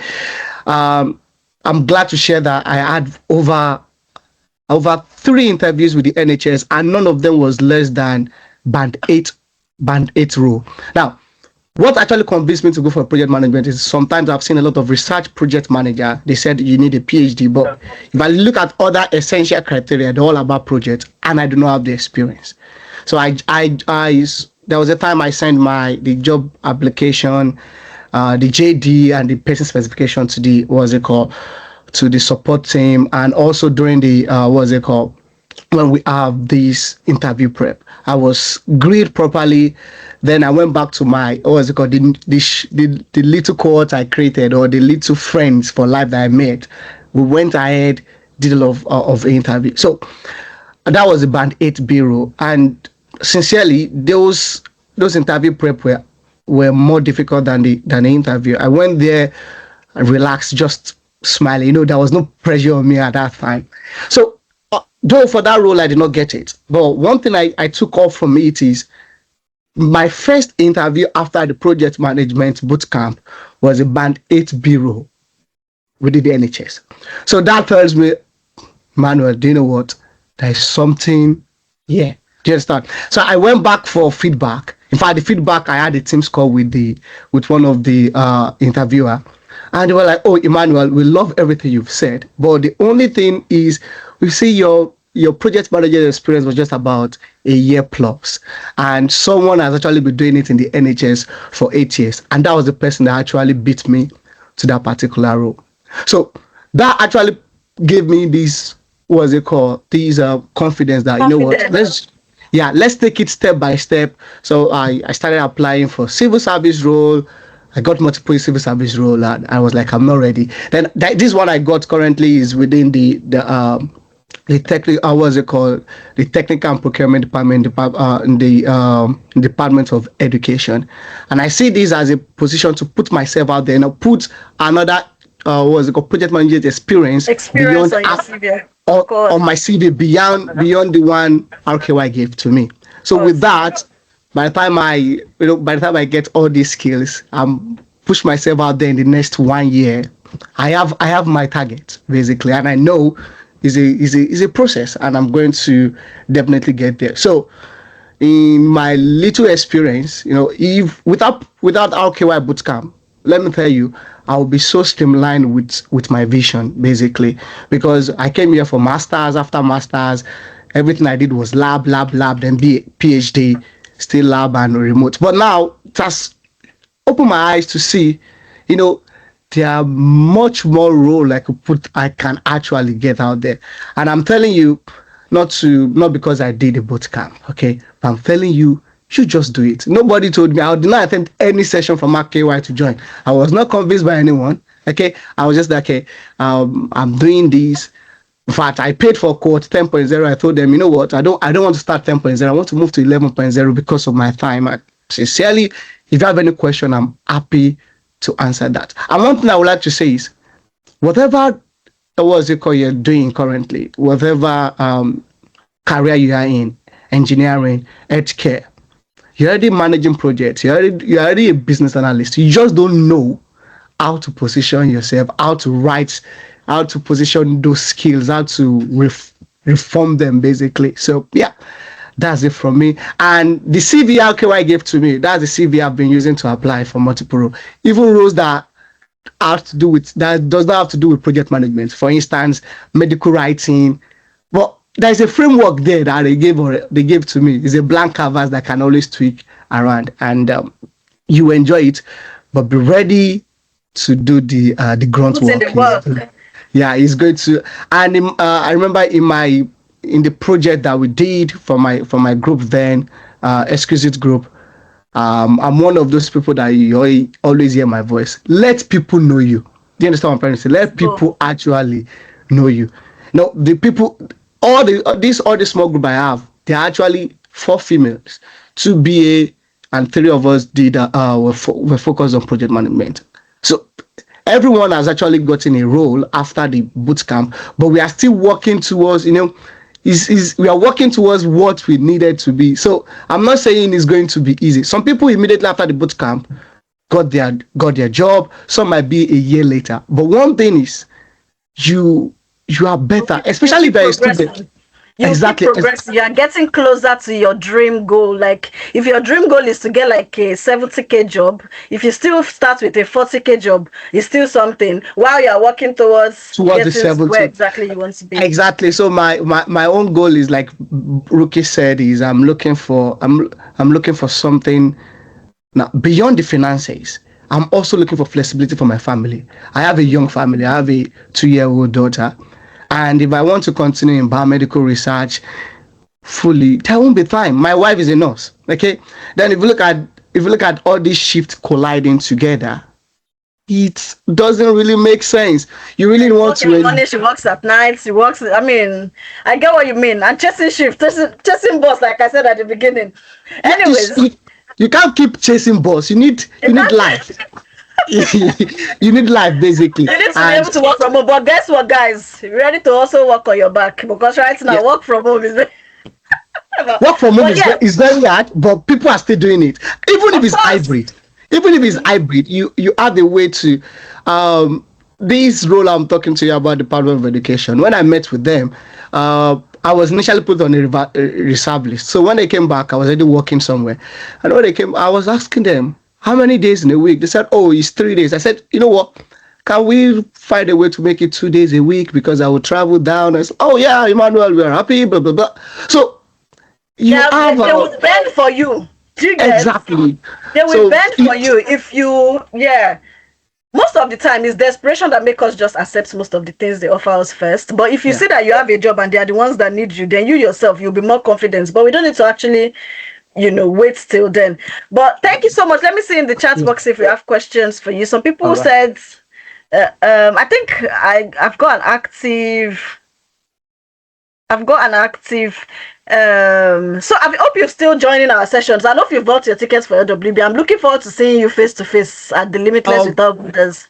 Yeah, I will try. I could not make it last year because it's collide with a talk I have to give for my PhD. I will look at the timeline and see with my calendar. It's 27th of June. Go and buy your ticket. All of you should show up, okay? Don't just get jobs and just say bye-bye to RKY. I want to see you physically at the Limitless Without Borders, okay? But congratulations. Yeah. Congratulations once again. So there you have it, guys. It's told you everything, even beyond what I've said. You get the knowledge, you get the experience, you get the community, you form your own friendship and bond. And you're not the first person saying that you have something like this as well in your sets, in terms of having people that are like lifelong friends, that you are supporting each other. And that is all this life is about, because guess what, nobody is coming to save anybody. You just have to put in the work. If you pay for the bootcamp too, and if you don't participate, if you don't contribute, I always tell people that most people that always get their success stories early are those that put in the work, online, real time, at the time, they're the ones, because they've put in everything, they have the experience, definitely they are more confident. Okay, so I don't know if you have any questions for Emmanuel before we go on. Thank you so much, Emmanuel, for coming to speak. Well appreciated, and congrats, on the role. And I wish you continued success, in the rest of your journey. Amen. As well. Thank you so much. Yeah, You're if there's welcome. a question, if you're a man in this call, I'm not focusing on the women now, because in the boot camp you see a lot of ladies. The ladies are the one always doing the boot camp.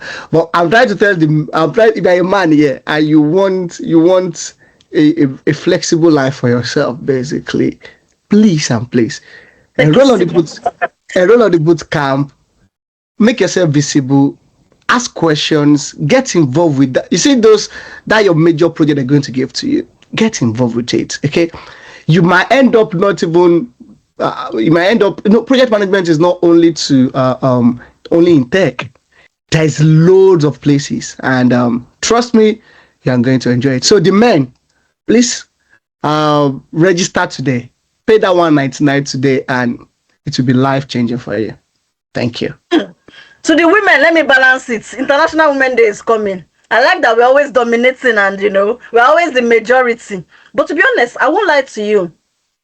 I always say it's that 80% of people that enroll in RKY careers bootcamps are women, and the remaining 20% men that enroll is their wives that told them to come to RKY. Why? What are you guys always checking on your Instagram and all the places we advertise that you don't find us yourselves? You men. Anyway, we'll leave that for another day. Exactly. Let's leave that. Yeah. Because the women, to be honest, they always pull their men in, and it's really good. Congrats again. Anyway, let's move on quickly because we have about 2 other courses or 3. Thank you so much. Bye, everyone. Bye. Thank you so much. So, you said you are watching football, Donatus. Okay. I think we even exhausted the time for the entire training, and we are still here. If products and agile scrum is your interest, let me see. Please comment products in the comment section. Let me be sure so that we can skip if we don't have anybody here that is interested in product management. So the recording will be available on our YouTube, RKY Careers. I don't know if somebody can drop the link to the YouTube so she can subscribe and get notification when the recording is live. And you would also get it in your mail if you got this invite from your mail. Okay, let's drop the link to the YouTube so that she can subscribe to it. Okay, so yeah, both in your mail if you came here through your mail. And now let's talk about products very quickly. I won't spend too long on product because product is very similar in terms of our RKY structure for the training. It's very similar to the projects in terms of the months, the duration. So it's also a 15 weeks. It's also a 15 weeks program, right? Where it's a 15 weeks program where we have the first 7 weeks, for classes, where we would start with either products management and end with Scrum Master, or start with Scrum Master and Agile and end with product management. And after that, we have 2 months on product developments, right, where we'd actually build a real product from the scratch in an agile environment and a product-led environment. You would also build on soft skills like emotional intelligence, team management, stakeholder, and all of that. And who can take this course? People who are product owners or aspiring professionals looking to switch to this field, anyone who wants to position themselves for visa sponsorship or global talent, anyone who wants to enhance their career prospects and earning potential, degree holders seeking practical work experience, professionals, entrepreneurs, and small business owners, business analysts, consultants, and people who want to go into tech that wants to become tech founders and CEOs in the future as well. So the career path you can explore after the bootcamp, we have Scrum Master, Agile Coach, Program Manager, Agile Delivery Implementation Manager, Product Manager.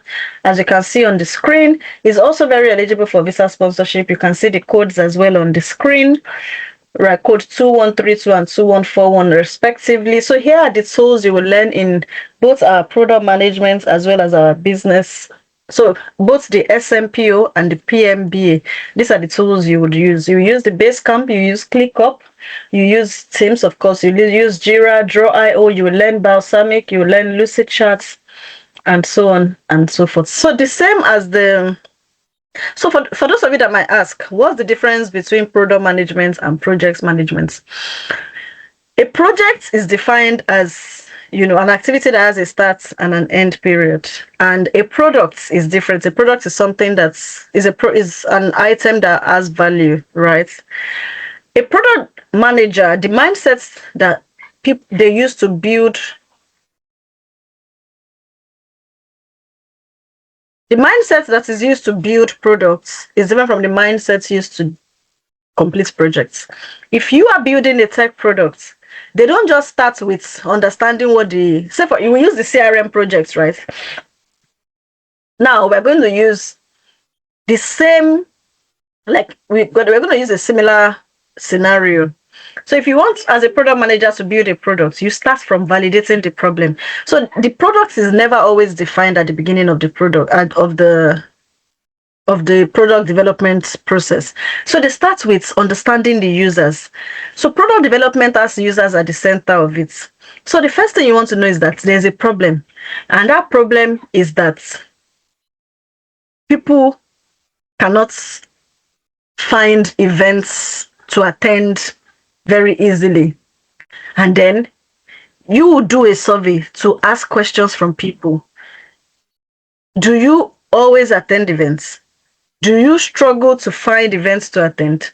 You ask all those questions? They call it the user interviews, right? And it is the users' responses that would fine-tune what your product would look like in the end.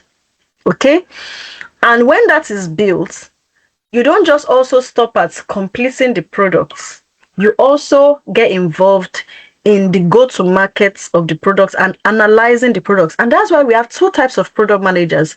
We have some that are working on products that is being built from scratch, and we have some that are maintaining existing products.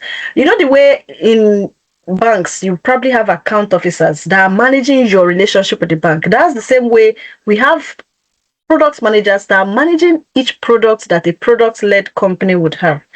And when they say manage, what are they doing? What's their day-to-day looking like? It's looking like taking feedback from users, the features they would like to see on the products. And that's where you will hear 1.0 of your bank app has been released. The people working on this release are release engineers, product managers, Scrum Masters, and so on. So when they get data so they won't just release a function because they feel they like it themselves. They would take data from the users of that product, understand the feature that is giving them problem, and then work on the product. So those are the ones that are working on maintaining. And from time to time, if the usage of their products is reducing, they will come up with strategies to make sure. So that's why they're always paid bonuses. So product managers sometimes earn bonuses and commissions for usage of their products in addition to their salaries, because they tie their role as well to commercial success of the products. I don't know if you guys get my points. So project managers would hand over a project when it is completed and it meets all the criteria of the projects, while product managers would most likely continue to manage the products, because the product success is defined when customers actually find that it solves the problem and they are paying for it or using it as it was envisaged in the first place. Okay, right. So in the Scrum Masters as well, they're the ones that coach and manage the product team and the Scrum team to make sure they lead them to doing things, remove redundancies, and managing the entire process in the products journey, basically. So it's the same as the project is in terms of what you get: 7 weeks of live classes and also recordings, acquire skills. And just like the project management, we are also so we've got someone to introduce as well. We've got Onyebuchi, who is a product owner right after after completing our course as well. He enrolled in the RKY Scrum and Product Management course. He applied the frameworks, the agile tools, and the role-based insights, and he secured a product owner role, leading at a leading organization, still thriving and winning in that role today. Okay, so okay, I think we even have a special offer for the product management that brings it down to as low as £450. So you definitely want to jump on this train. So if you either want to be a Scrum Master, an agile delivery manager, or a product manager or product owner, this is your call. It's just for £50. What that means is that I think what you need to pay today is £166 if you're using Planner or Clippy. Okay, and if you're joining from Africa or Nigeria, send a message to the numbers that would be dropped for you to talk about the rates for your country. Okay, so now let's talk about I hope this has answered the questions we may have for those that want to get into the product space. But while we are waiting, so you can feel free to ask your questions. And like I said the last time as well, if you are jumping on the train and joining the product managers in the next cohort, drop 59 now if you have secured your slots. So if you have secured your slots, or if you are securing your slots, drop 599 in the comment section. And if you are not, let us know why you are not joining. So for those that are still on the call, we are still going to take data analysis and compliance. So please bear with us. Okay, for those that are interested in the compliance and the data analysis, please. We're going to keep things very fast going on. So I think I have some questions that was dropped and referred to me. Let me see. I'm pregnant and I'm expecting in a few months. I am a carer, but I want to use my maternity period to learn and transition to something better. My concern is that will I be able to carry on with a baby in the picture, but I really want this. One thing I'll tell you that, you are better on taking that chance. I grew the RKY business that we know today by 300% during my maternity leave, and not for my first child with a toddler in tow. I had a toddler and I had another baby at hand, and that was the period I actually grew my business ×2. So there's nothing that is impossible. Enroll for the course. If it looks like you can't complete it or whatever, we're always here to support you. You heard Emmanuel, he enrolled for a cohort. When it wasn't working out, he deferred. And this is not to say we take every deferral. The deferrals only have to make sense. You can only defer if you've not taken the course. If you complete the course and want to come do another one because you did not pay attention and you are now ready, you pay again. But for considerate reasons like this, we would accommodate your distance. There was a lady though, I think her name is Aisha. She joined our training like this, and then she fell sick. She didn't even know the sickness was pregnancy then. And then she deferred, I shared her success story with the whole story one time on Instagram. And today she's currently in that role that she really wants. So yes, I would say go for it. If you are struggling and you want to defer,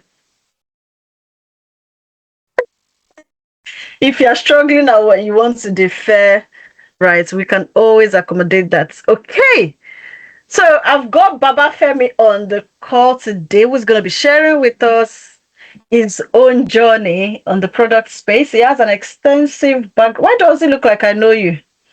Did you work at GT Bank? He has an extensive background in banking and finance with career experience spanning commercial banks in Nigeria and the UK. Recently got an offer for an associate product manager role with the UK Civil Service. And before the boot camp, and so on. I won't read all of this. I'll just let him, or maybe I saw him at LWB. So I'll just let him share with us, because I'm sure he's eager to speak. He's been contributing from the word go. So Baba Femi, if you're there, please feel free to unmute yourself. Please don't ask for the refund. Hi everyone. Hello, Baba Femi. Yeah, I can hear you. We can hear you. Right. Congratulations once again. Thank you. Very much thanks to your fantastic team. I don't want to call the RKY anymore because it's a team, it's a huge team. So just permit me to ask for a refund first, please. Anyone guys, that does, he paid higher than this when he enrolled. Yes, Right. now So if you're getting it at this rate, I don't understand what kind of cheating is happening here, rookies. Please, I beg. That all that value for this more money, I beg, please send me my balance. All right, guys. So, without saying much, my name is Baba Femi. I have a background in banking. You know, I've done banking for pretty much a significant part of my life. So I know what banking is about inside out. You know, and from way back in Nigeria, I did banking in the UK as well. And I can tell you that, yeah, the experience is there. But my curiosity about the future led me to this desire. That's what burned that desire to move, careers. First off, I have a partner that did computer science, cybersecurity masters. She did DevOps, and now she's doing data. And this baby is talking not about in the house every day, and I'm like, what the hell is this? Are you saying? No, I need to measure up. You're not gonna leave me behind. That's then furthermore, what women are doing for you guys. Then furthermore, I just observed that pretty much everything around us is going digital now. Everything it's getting towards a digital-driven age, and it's all data-driven. And what that tells me is that in the nearest future, the value that everyone will most likely be asking for will be digital and data-driven. So it's better for you to just key in as quick as possible. Otherwise, they will phase you out. It's not everyone that's going to fit into health care, pretty much, right? But since everything is on apps now, you want to buy a drink in the club to pay app. You want to enter for sports to pay app.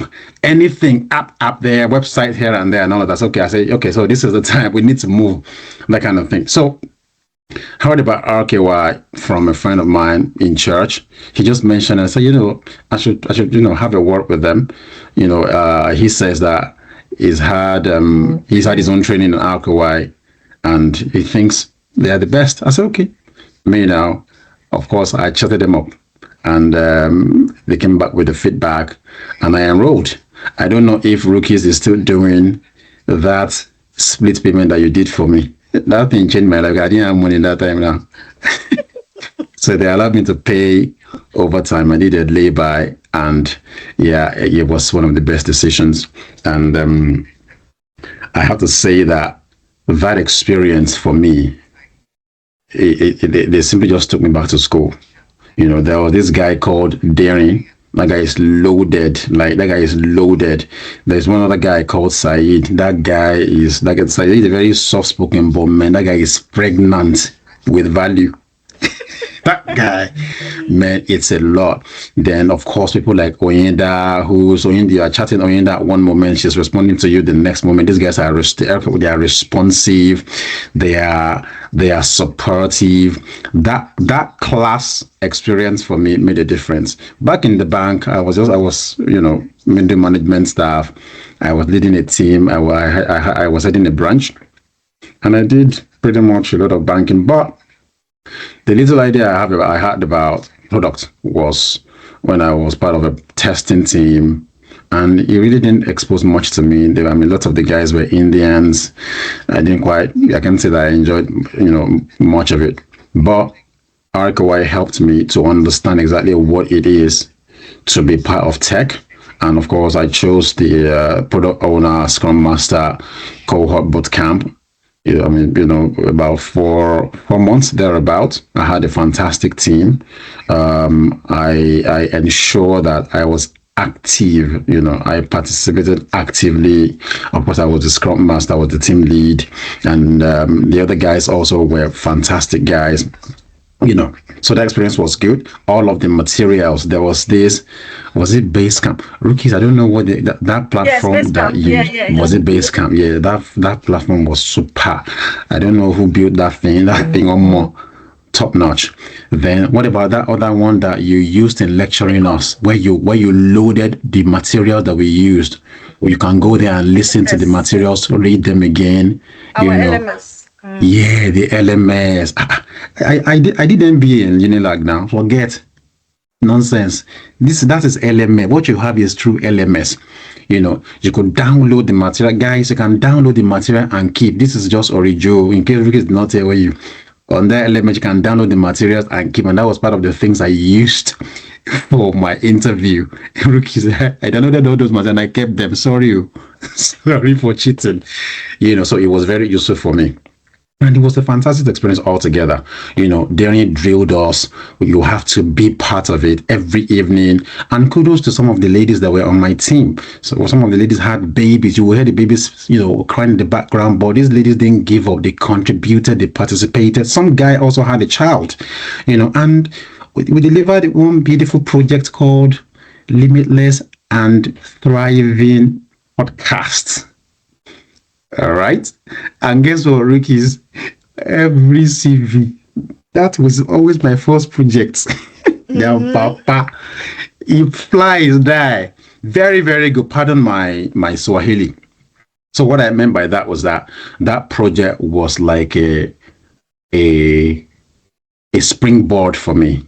Right. Once I start talking about it at any of the interviews, I don't speak much about it, but I just hit the key points, and it just sank straight. All of the knowledge, the nuggets shared by Said and Darren, during that boot camp, about value creation, about stakeholder management, about problem solving. Said will finish your life with AI tools. That guy. Look, where is that guy? It's okay, it's fine. He just had a baby, so he took a break recently. Oh, beautiful. Taught us how to prompt. Now I use Cloud, Perplexity, Gemini, Copilot, and ChatGPT all together. For me, that's for me. I use all of it together when I want to draft my statements, and I go through it. I compare it so that there is no prompt you want to use in this. You can never, ever plagiarize my statement, and you say, this one's never. It can never happen. So those are the things that I learned from my experience with RKY. It was just a fantastic thing. So I will encourage anyone, if you cannot afford it, speak to them about an arrangement.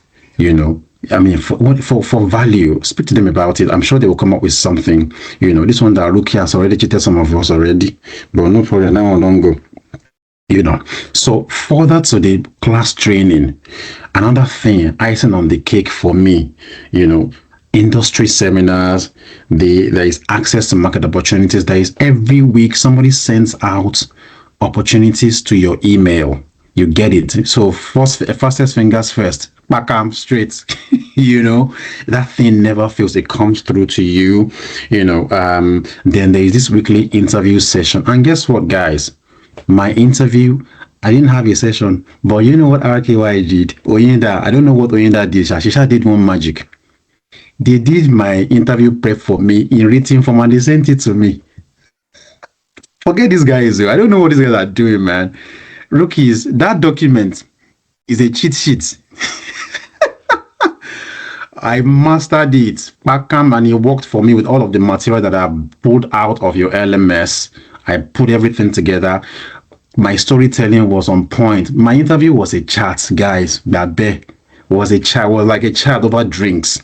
When I saw white people, 3 white people, my mind was, white people, what the hell, man? Okay, no corona now. But forget the confidence. The storytelling was on point.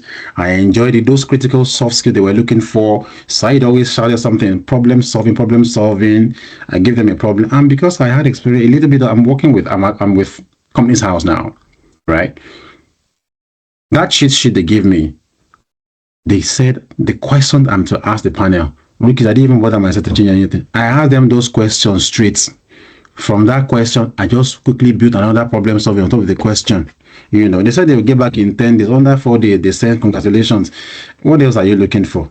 It's just cool. Guys, let's leave the story.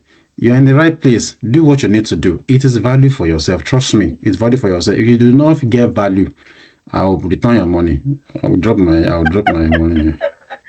All right, guys. You made it like you must be one of the interesting product managers I've spoken to, because product managers sometimes they just talk, just the same way you describe Said. He will just talk like, but I'm sure you'll be a very, very interesting one, But I could tell story yeah, before now. I could tell story before, but the story I was telling before was banking, rookies. It was just banking. I would say anything about banking. But this product thing, my God. So I was able to tweak my storytelling what bank did you towards work? tech now, And What bank? let me even, another cheat thing I did for rookie that you did not know. During the boot camp, my partner will sit beside me. Don't come and ask me So for you money. owe me. I'm not paying you extra. Bye. So you owe me, right? Well, But anyways, no, thank you so much, for sharing it's your all right. It's all right. experience. I mean, to be honest, what you've just said is not strange. There was someone that also enrolled his wife for the data analysis recently. And I've had that several times, that their partners will just be in the background, and when they see the quality of work, the quality of the trainings they are getting, they're just, the guy had to come and meet me that I'm coming, I'm doing the same course, but I'm not ready now. When she's done with her own, I'm coming next. Do you know? Because they could see, like, the way, even some of them, is the way they see the way the students take the work experience serious, that they work into the nights, But anyways, guys, Yeah. there you have it. There you have it, guys. The discipline is, you've heard them. The discipline, you have to be intentional. Pain is not what we get to. Me, I'm always honest to tell you that too. Pain is not what we get to. Don't get angry in the boot camp. RKY facilitators will drive your life, but don't get angry. Don't get angry, guys. It's all for the love. Exactly. So pain is not also what we get you the success story. What we get you the success story is what you do with the access you now get after you pay, with the resources at your disposal, with the people at your disposal after you pay. Some people will pay, but you see the shifts that they want to escape from is still what will stop them from leaving that shift. Make out time to attend classes, to participate. Your group projects, when during the boot camp, you will do it as a group. But always bear in mind that when you get the job, it's not just a group work. You will have to defend each and every stage. So even if they delegate one part to you, why are they giving me too much work? In fact, if you have opportunity to do too much work during your project, it's to your advantage. Do you get? So what am I trying to say? Thank you so much, Baba Femi. Congratulations once again. I wish you continued success, as you go on your journey. So if you're on the product side of things, or Scrum Master, you have no reason to still be sitting on the fence. Okay, make sure you subscribe, enroll, and leverage these discounts. You see this £450 is only for this. The class is also starting on I think it's also starting next week. So enroll, secure your slots, make good use of this period to prepare for the hiring surge and peak that happens in the next few months. You don't want to remain where you are and keep complaining about it. This is where execution starts. Guys, I don't know if we still have the data analyst in the house. Actually, I meant to have started with data analyst because I'm an analyst myself. If we still have the analysts or future analysts in the house, please comment analyst in the chat box before we get right into analysts. Into the analysts. Okay. Thank you. Falawiyo, thank you, Stacy. Thank you, Lucky. Now let's talk about data analyst. In fact, everybody needs to be here because you cannot survive in this market without being an analyst. Okay? Everybody needs to be able to analyze data right now. The job market is about being able to bring extra to the table. You need to be that project manager or product manager that can also build a dashboard. You see that Excel skill, there was a time in this UK that if you do some the skill I took from banking on Excel, the shortcuts that we apply, by the time I got a job in the banking space in this UK, by the time you press laptop and you show them all those skills, they just be doing wow like siren. What am I trying to say? Everybody needs analytical skills, and let's get right into what we mean by that. So, like all our courses are 2-in-1, the data analysis skills. Data analysis skills also enables you to learn both the analytical side of things as well as the business intelligence side of things. Okay, and In 2026, companies are looking for people who can demonstrate practical hands-on experience with data tools, okay? Reporting systems, real-world analytical problem solving. Your positioning and specific job title shouldn't just be data analyst, and that's where a lot of people miss it. They come and say, hey, data analyst is now medium skill role. There's nothing like that. It's what you add the analysis to that would elevate. I came to this country as I have accounting as in my portfolio, and of course I had banking experience working in FinCon, all those things. But in this country, I added analytical skills like Python, Power BI, Tableau, SQL to my skill stack, and I was able to now position myself as a senior finance analyst. I wasn't even chartered, and the role was for chartered people at the time. I was qualified by experience. I was the only one who was able to explain how IFRS 9 works and all those stuff. Let me not go too much into accounting, but you get what I mean. Add tech to what you already have to stand out and elevate yourself. Talking about visa sponsorship, we've got codes, like that shows that you can explore the data side. We've got the 3544. They said they're going to review it this year, still under medium. Until then, it means that as an analyst, you can get a lower paying role and get sponsored without having to be in the higher side because it's on the temporary shortage list. So it's still an advantage. You use it while it's still an advantage. Until they remove it, it's still there. I don't see any reason why they should remove data analysis from the skilled worker list anyway.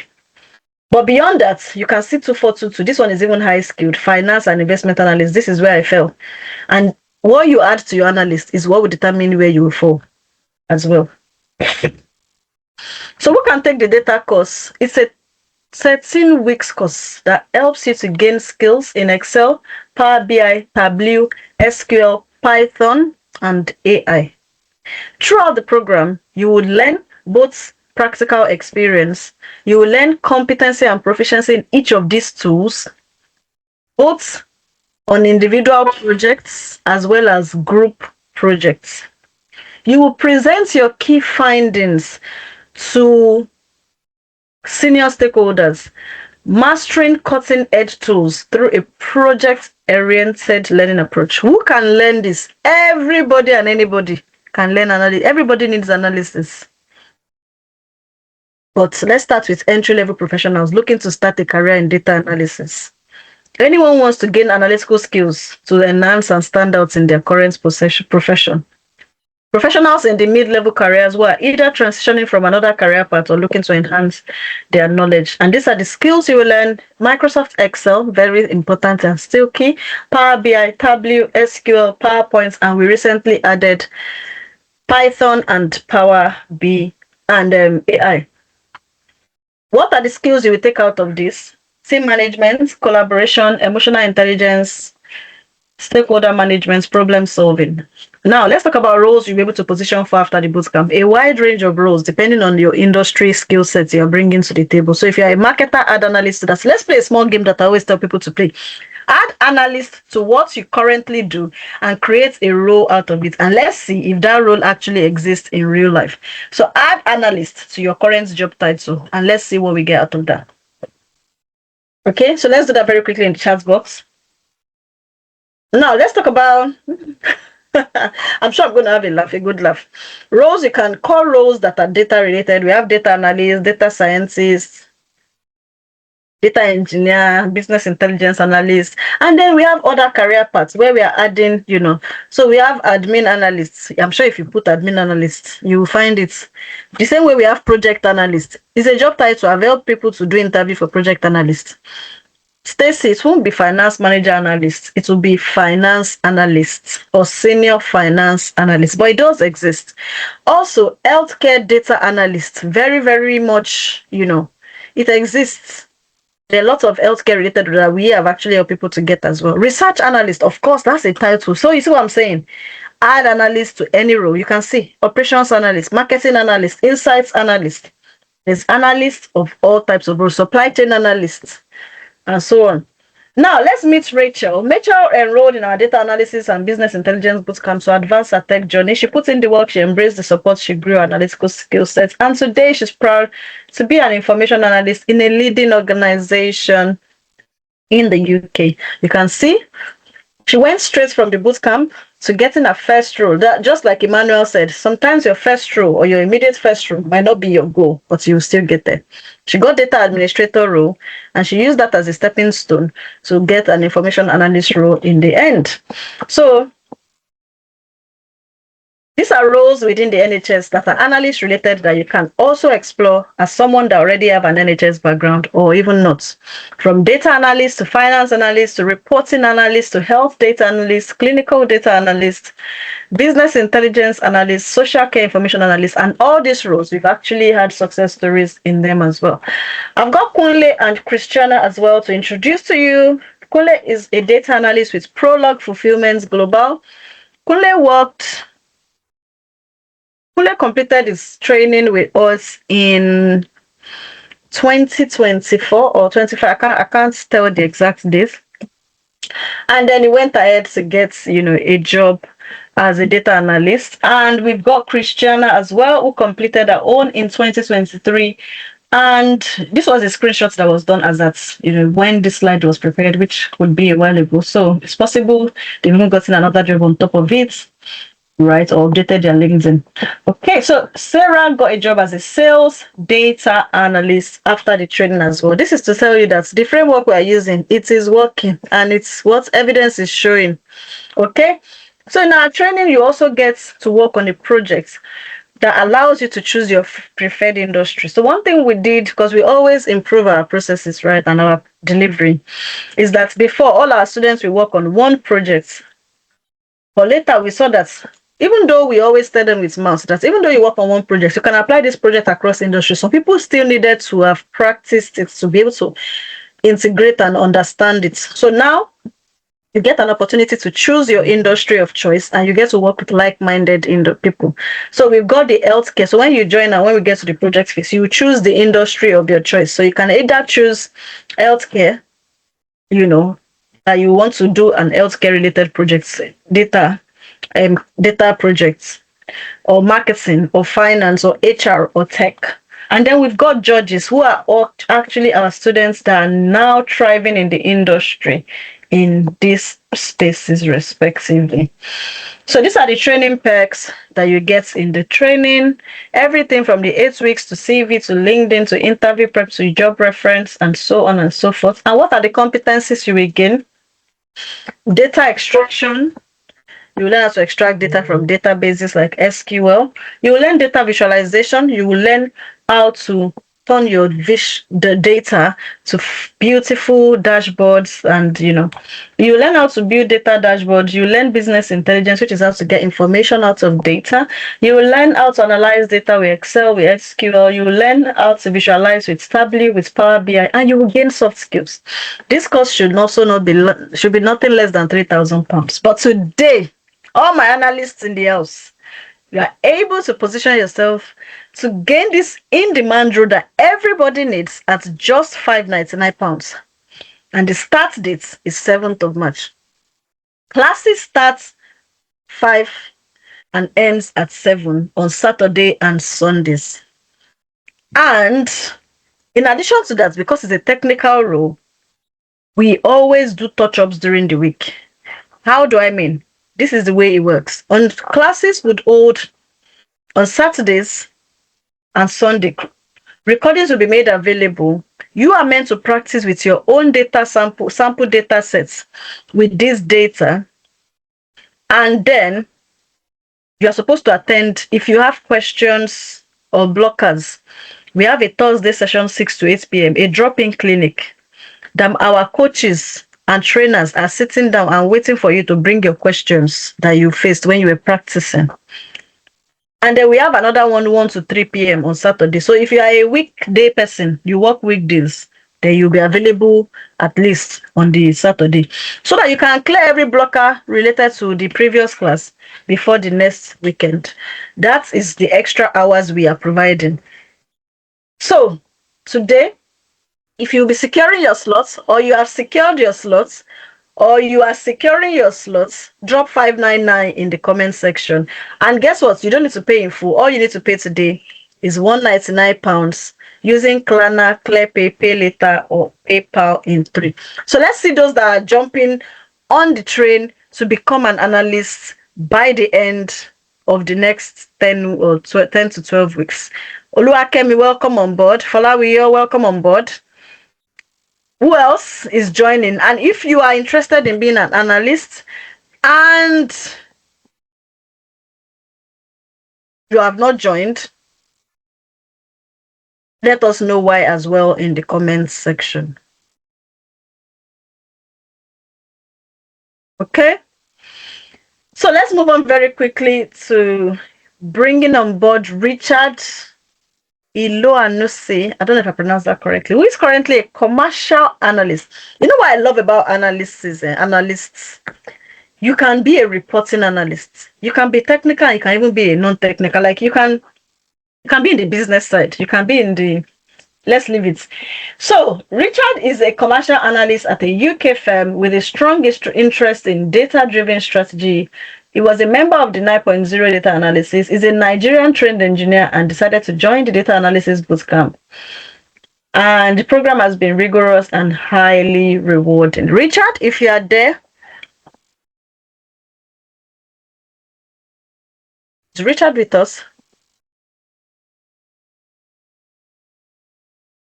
Hello. Hello, Richard. Hello, just give me 5 minutes. Let me finish.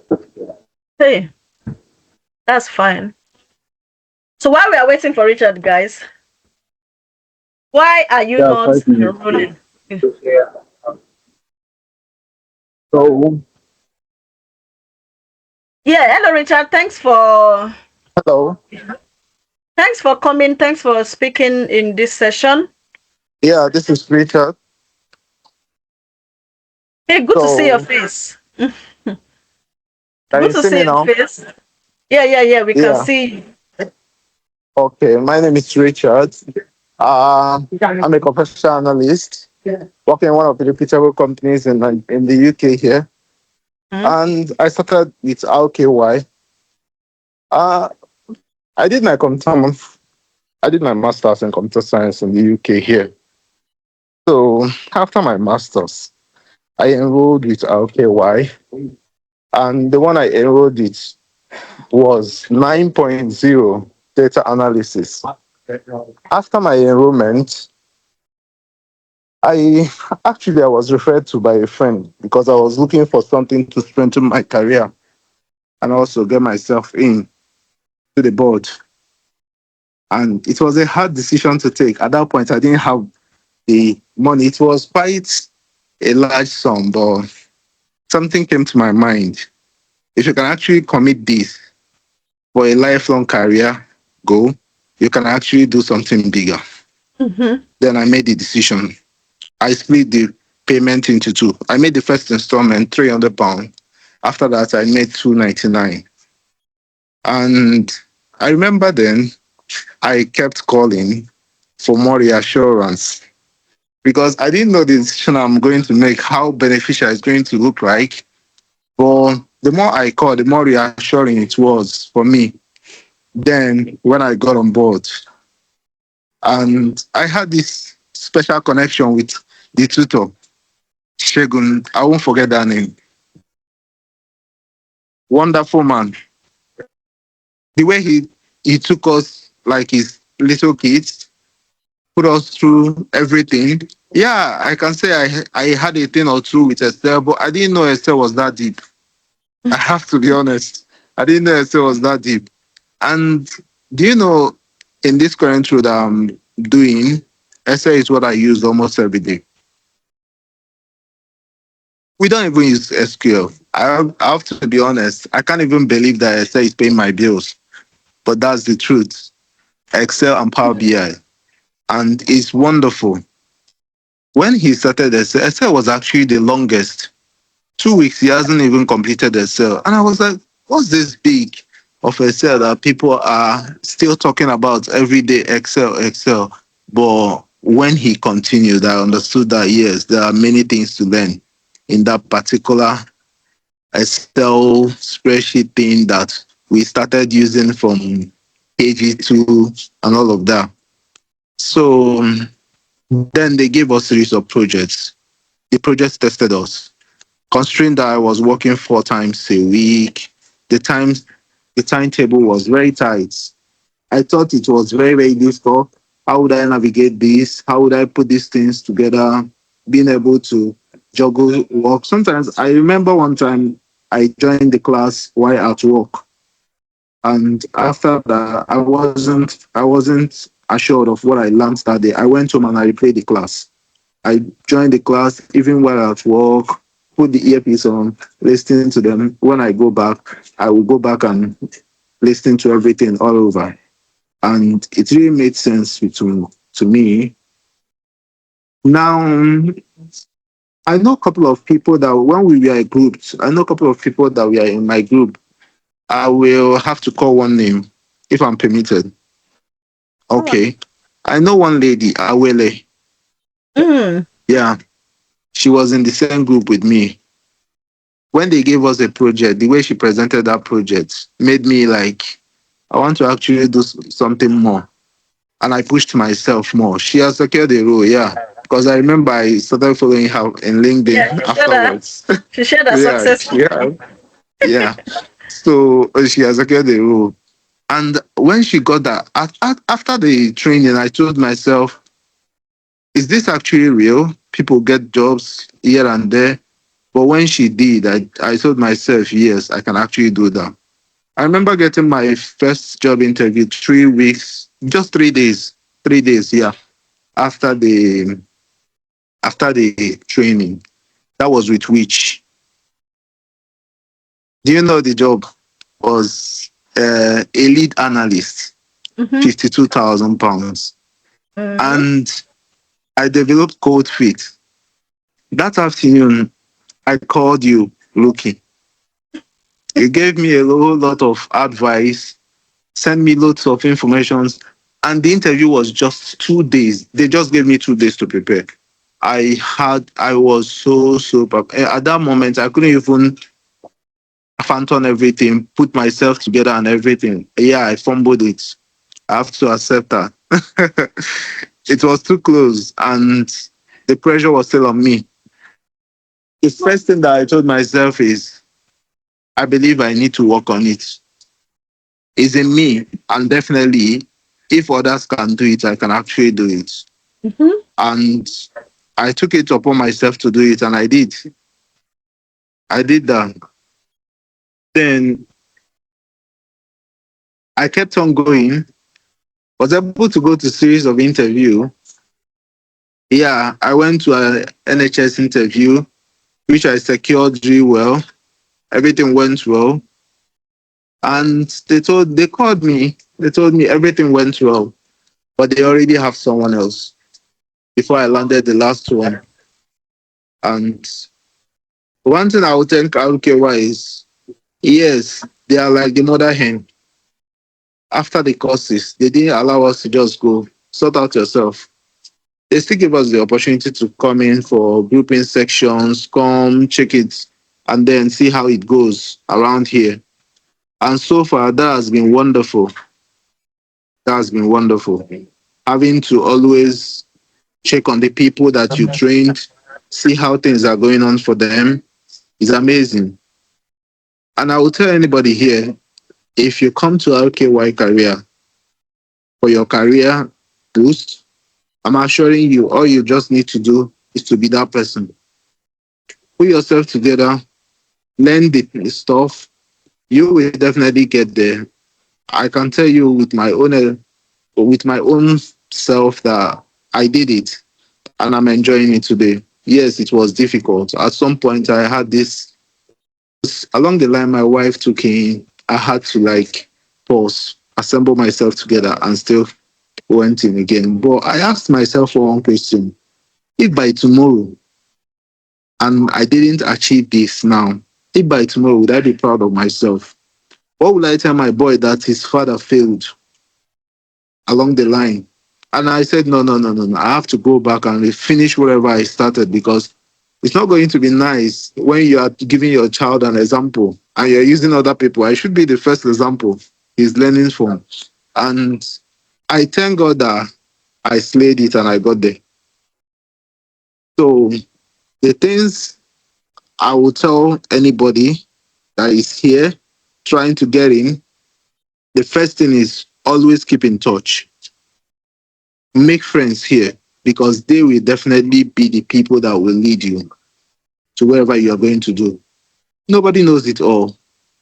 I have the things that I am good at, someone else does, and then we can always put things together and keep learning. Another thing is I did it and you can do it. The third thing is just get a mentor, someone that will definitely keep you grounded, someone that will always tell you, you did this, you did that, you need to work on this, you need to work on that. And another thing is consistency wins the race. Don't stop after the course. Keep on practicing. And over time, you will definitely get there. Wow, thank you so much.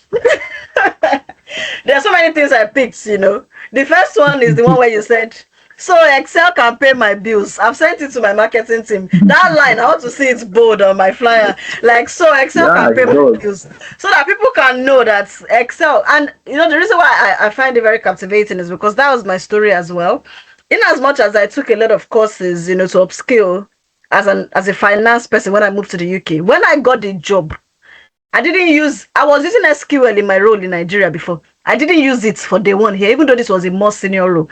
It was just Excel. There's another team they designed. The way the things work in some bigger organizations is that there'll be a team that their own role is just SQL or SAS or whatever.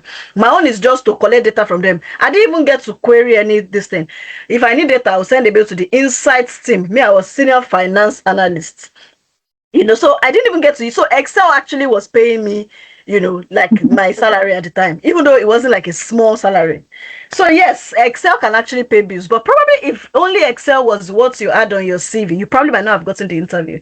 Because even though the Excel is what they use on the day-to-day, they will want somebody that in case they try to change, the person can also use more tools. So you must have impressed them as well with all the other tools, but it's only Excel they use on the day-to-day. Another thing you said is the power of community, sharing the, and I don't know if you guys have noticed, so for everybody here that has shared the success story today, they've also shared the fact that other people too they are watching got success stories. So it's not just them. Is it everybody in their team have gotten success story? Everybody in their cliques have gotten success story, you know, to show that all the success stories we share is real human beings, you know, and the power of community. When you were, and I think that's one of the things I love about that weekly interview prep we introduced much later. Some sets, I don't know if Babafemi's sets had it at that time. What am I trying to say? Or maybe I don't know who is the oldest here in terms of the sets. But I remember that when we had it, apart from the fact that it was a platform for people to have another touch point after their boot camps, it was also like an encouraging factor because some people will be in that session, they will hear that somebody has an interview coming up, and that would encourage them to know that people are actually getting interviews. Oh, don't think you are not, like, did you get? And it also let people know that somebody has gotten a job, and that would also trigger you to know that if she can do it, I will pick myself up and I will do it as well. So those are the factors you also get. And then he also said something about, you know, getting rejections, how he still needed to practice and all of that. So yeah, thank you so much, Richard, for sharing your success story, and congrats, you know, your new role. And I love, you know, your story, like the way you said your son will look at you and say, I can't fail, you know. Yakubu manage, yeah. They are saying now. Anyways. Yeah, I had to be that bigger person for him, starting from anything, because I don't want to start giving someone that advice of you should be this, you should be that, why I'm not even becoming. Exactly. Thank you so much, Richard. You know, I wish you continued success on the rest of the journey. This is just the start. You know, like as many success stories, as many bigger offers you get, we are always here to support you. Right? I don't know. Nobody has actually talked about the experience as well after they get the job, and how we support them through the referencing stage. You know, and how smooth that also Good. So probably the next speaker would be able to chip in that if we have another next speaker in the pipeline. But thank you so much. Now let's talk about compliance very quickly. For those, I don't know if we have anybody here that is interested in the compliance space. That's KYC, AML, financial sanctions, tribe, just financial crime sanctions and the likes. If we do, this is your time. If we have anybody here that's is considering compliance as a career path, do we have, or should we call it a day and move on? Anyway, we'll still talk about it very briefly since we don't have, any response. So the compliance course is our shortest course. It's a 6 weeks program, Saturday, Sunday, 4 to 6 p.m., where we help foreign trained lawyers, bankers, or people that want to just get into the compliance space or banking space to understand what the regulatory compliance space here in the UK is. Actually, the class starts today. So if we still have anybody here that is sitting on the fence, today is the day you have to make that decision. Who is this course for? Early career beginners, foreign trained lawyers. So if you know anybody, I know people will know somebody that is a lawyer, came to the UK as a lawyer, and they are doing care because they think that they don't have money to pay for SQE, or they don't know the career path they can position themselves for. Compliance is it, right? So just refer them to RKY Careers, right? KYC, AML, all those roles and the likes. So these are the career paths you can explore after the boot camp, from KYC analyst to financial crime analyst, sanctions analyst, and so on. It's also on the eligible occupation list. These are where our students work, some of the companies our students work. And just like, we've got 2 success stories as well to share with you, Stephanie and Ademola. Stephanie is currently a compliance monitoring analyst after the boot camp, and we've got Ademola, who is an AML analyst after the boot camp as well. And we have loads of success stories of people that are landing roles like regulatory compliance analyst, AML conflicts analyst with a law firm, and payroll governance and compliance analyst. It's also on a discount for £599. You want to definitely secure your slot today and join the class. And then we have digital marketing. We definitely need to have a standalone session for digital marketing. RKY team. Because I don't think we have any digital marketing people here on the call. Do we have anyone here I didn't see any digital marketing as part of the roles that people are exploring. But yeah, we'll still talk about it. The digital marketing career path is one of the in-demand career paths that, everyone is exploring. However, one thing I want to clearly say, clarify is that a lot of people are hearing there's so many confusion out there in the job market, in the streets of social media, where some people are advertising some products or digital product platforms or affiliate marketing as what digital marketing is.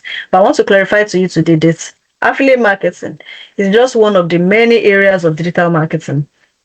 And if you want to go into digital marketing as a career path, you actually need a proper boot camp, not an affiliate program that they will say, come and learn digital marketing. And what they are teaching you there is just how to create digital products. Those are very good, but they are not what digital marketers do on the job if you are getting a digital marketing job. Okay, so we are still committed to training people to actually be professionals, either for their careers or actually building sustainable businesses, while they can also be doing side hustles on another side. Okay, so our digital marketing bootcamp covers SEO, PPC, social media marketing, search engine optimization, AI, they call it GEM, generative AI engine optimization, where you gain practical work experience and the competitive edge needed to excel in today's dynamic digital landscape. Who is the course for? Graduates who need practical experience to stand out in the job market, marketing professionals, entrepreneurs looking to become more digital with their business, and individuals trying to build and increase their positioning for visa sponsorship as well. These are the roles, some examples of roles you can position for after. This is on the eligible occupation list as well. And what will you learn? You will learn digital marketing strategy and planning, content and social media marketing, search engine optimization, email marketing, and pay per click. advertising, website development and optimization, analytics and data interpretation, writing for the web, blogs, articles, visual contents, infographics and video and images, real clients projects for work experience. The tools you will learn: Canva, SEMrush, Ubersuggest, Google Analytics, Google Ads, WordPress, and so on. And for all of that, this is currently on another discount again for £450. The start date is 14th of March. And you can pay flexibly. And if you're in Nigeria, send a message to the links in the group. Charles, do you have any specific question before we proceed? Because I think you're the only marketing person here. In the absence of any question, we'll move on to Excel. So Excel is this is actually for everybody. I think going forward, Sarah, I don't know if you're here, you guys should put Excel. You should put Excel early on so that we can talk about it before people start leaving when we've done their own parts. So the aim of this training is to provide participants an advanced skills and knowledge in Excel and PowerPoint. A lot of people have skill sets that ordinarily are worth 70k, 80k pounds, and all of that for their annual salaries here. But what is stopping them from moving to get that 80k is because they cannot do simple 50-pound skill. This is a 50-pound course that everybody, regardless of whether you've secured your slots for any other course, needs. And it's 50k for those in Nigeria as well. Okay? So the aim of the training is to equip you with simple and advanced Excel skill sets that you can use to pass your interview projects as well as on the job application. And PowerPoint, imagine if you have an interview tomorrow, they say you should prepare a PowerPoint and you can't even do a beautiful PowerPoint that would actually impress your interviewers. But beyond using this for interview, having these skill sets is a standout mechanism for you to stand out in the job market as well. It's just £50 and 50,000 naira for those in Nigeria. Everybody needs this. If you cannot do data, like I said, everybody needs data. Do Excel. You heard what Richard said. Richard said, Excel is paying my bill. And it's the truth. Even though myself too, Excel was what I used in my day-to-day that I was actually paying my bill. And guess what? You can combine it with any of our other courses. It does not clash. Excel is 2 to 4. And the other classes start from 4. At least you can know that in the next 3 months, let me just devote myself to career development. No more, no omble. Thank God that it won't be summer until 3 months anyway. So when summer comes, you can then shine, you can you can enjoy the sunshine when you already have that your job or you are done with all of this. But yeah, personal development is very important. Okay, so now let's talk about installments. All the courses, even the Excel, even the £50 you can pay with Klarna. Imagine with Klarna, ClearPay, Pay Later, and PayPal. So if you are leaving this call because you cannot afford our other courses, I beg you today to join the Excel class so that you can actually start your journey. It's just 50,000 naira or £50 just to get into that ecosystem. Because once you join our community, there are some special insightful sessions you access, even if it's Excel you are a part of. And from there, you can work your way up. But at least join the community today with Excel. So RKY Careers, we have over 2,000 success stories. I think I've talked about all of that. And when we say when we are done with boot camps, we don't just leave our students. We support them with what we call the RKY post-boot camp supports. This can come in the likes of weekly interview prep that all of them have mentioned, and myself, monthly webinar where we bring different experts in. You see, if you want to learn about getting on the property ladder, investments, this year, if you see our calendar for the alumni webinar, even people that have gotten a job, you must attend because it's about what your next step should look like. Free bonus certification courses with, visa sponsorship and global talent strategy, then on the job support. These are some free courses that our students enjoyed in 2025, from Google Looker Studio to cybersecurity to Python to Lookup, and everybody, regardless of their course that they enrolled for, even the Excel students benefited from this. And then we have the work experience program only for those who might already have done training somewhere or have technical expertise, but they need UK work experience only, or they need project experience, but they're already grounded in that field. This is only for £399, and you would join the work experience program. You will join the work experience program. If you're in the UK, why do you want to pay Naira? Or anybody can pay for Excel only. Anybody can pay 50,000 Naira.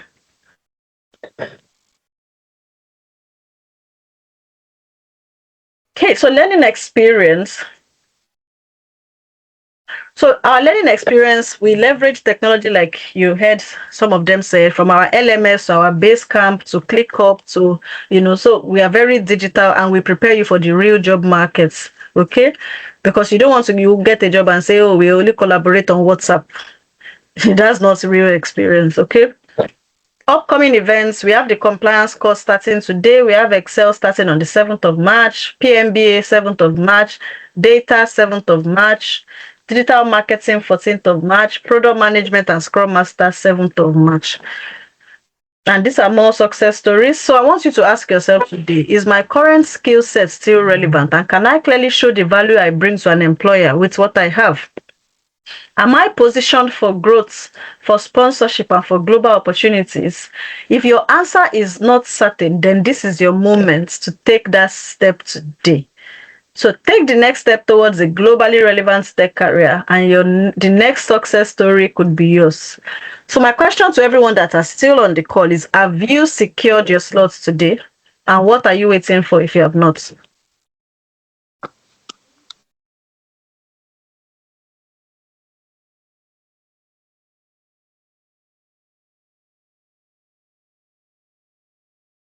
So I think we have some questions I'll quickly take. Can the bootcamp be used as a placement for my MBA with advanced practice? So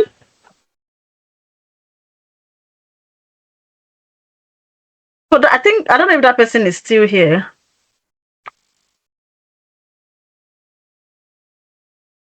Close the door now. There's code here.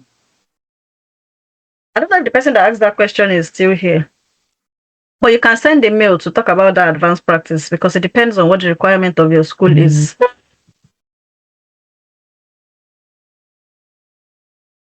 I didn't give enough time for the work experience stuff. Ask your question that you want me to answer about it.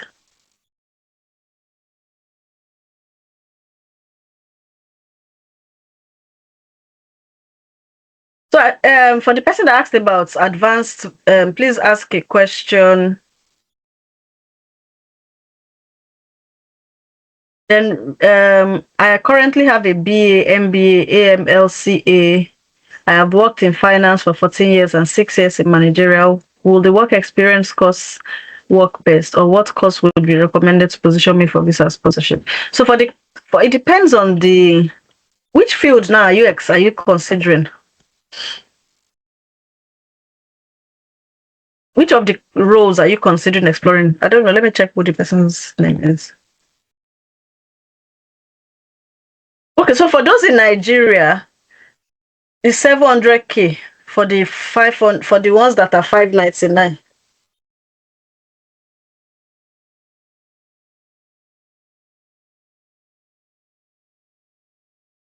Okay, so for Stacy, I think that question was from Stacy, right? I don't know if Stacy is still here.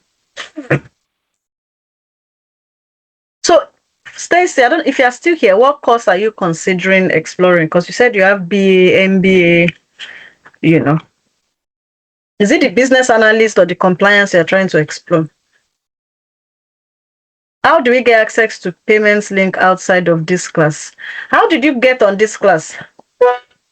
Was it via email? Was it via your email? You can send us a DM on Instagram and we can send you the link, and you can click on any of these messages on WhatsApp. Any of this number above your question on WhatsApp, and we will send you on WhatsApp as well. Okay, I'm just going to wrap up again by talking about Limitless Without Border, our physical events happening in London, where we expect people travel from across the UK to attend. It's an event that hosts over 1,200. We had 1,200 people attend the last one in London. It's the biggest event for, for people in our community so far, where we had a lot of people turn up. So you want to be part of it. And right after this last session, there were a lot of people that shared success story of getting their self-sponsorship sorted, getting their innovator visa, getting their global talents visa, or even starting their business, or even imagining more. Imagine they can do more with their lives, okay? And yeah, we've got the Apply Body products where we help people apply to jobs, right? For those that are busy professionals, they've done boot camps, but they don't have time to apply to jobs themselves. These are interviews we've helped them to secure. And if you are coming on the boot camp, you have the opportunity to bring a friend and earn a 10% of whatever they pay as well through our affiliates program. So you can register for the affiliates program, copy your link, share with your friends, and welcome you on board. Okay, and I think that's about it for today. There's an affiliate the recording for this session will be available on YouTube. Subscribe to our YouTube, just search for RKY Careers and you will find us. And if you have any question, the bootcamp is virtual, online, virtual, but the physical event is happening in London. And that one is very different. If you have more clarifications to make, send an email to support@rkycareers.com or send us a DM on Instagram @rkycareers. It's been 3 good hours of talking, and I think it's high time we call it a day so I can get some water to drink, and so you guys can have a very good rest of your weekend. If you've gotten, if you've learned anything new from this session today, let me see that in the comment section. Let me say that in the comment section, and if you want to speak to me, send an email. If you want to book a consultation session to speak to me. If you want to speak to get confirmation, I've got teams that would speak to you. But if you want to book to speak to me for a 30 minutes consultation, there's a link on our bio on Instagram, that you can on our website to book a consultation. But if it's about choosing the right course for you, you can just drop a message on Instagram and we can do a quick response to that. But if you want a career advisory, you want me to sit down and look at your current situation, then you can book a consultation as well. But if you can't ask the question here, because I think that's about it. We've had a lovely session together. Thank you to everyone who thanked me. I wish you all a very good rest of your weekend.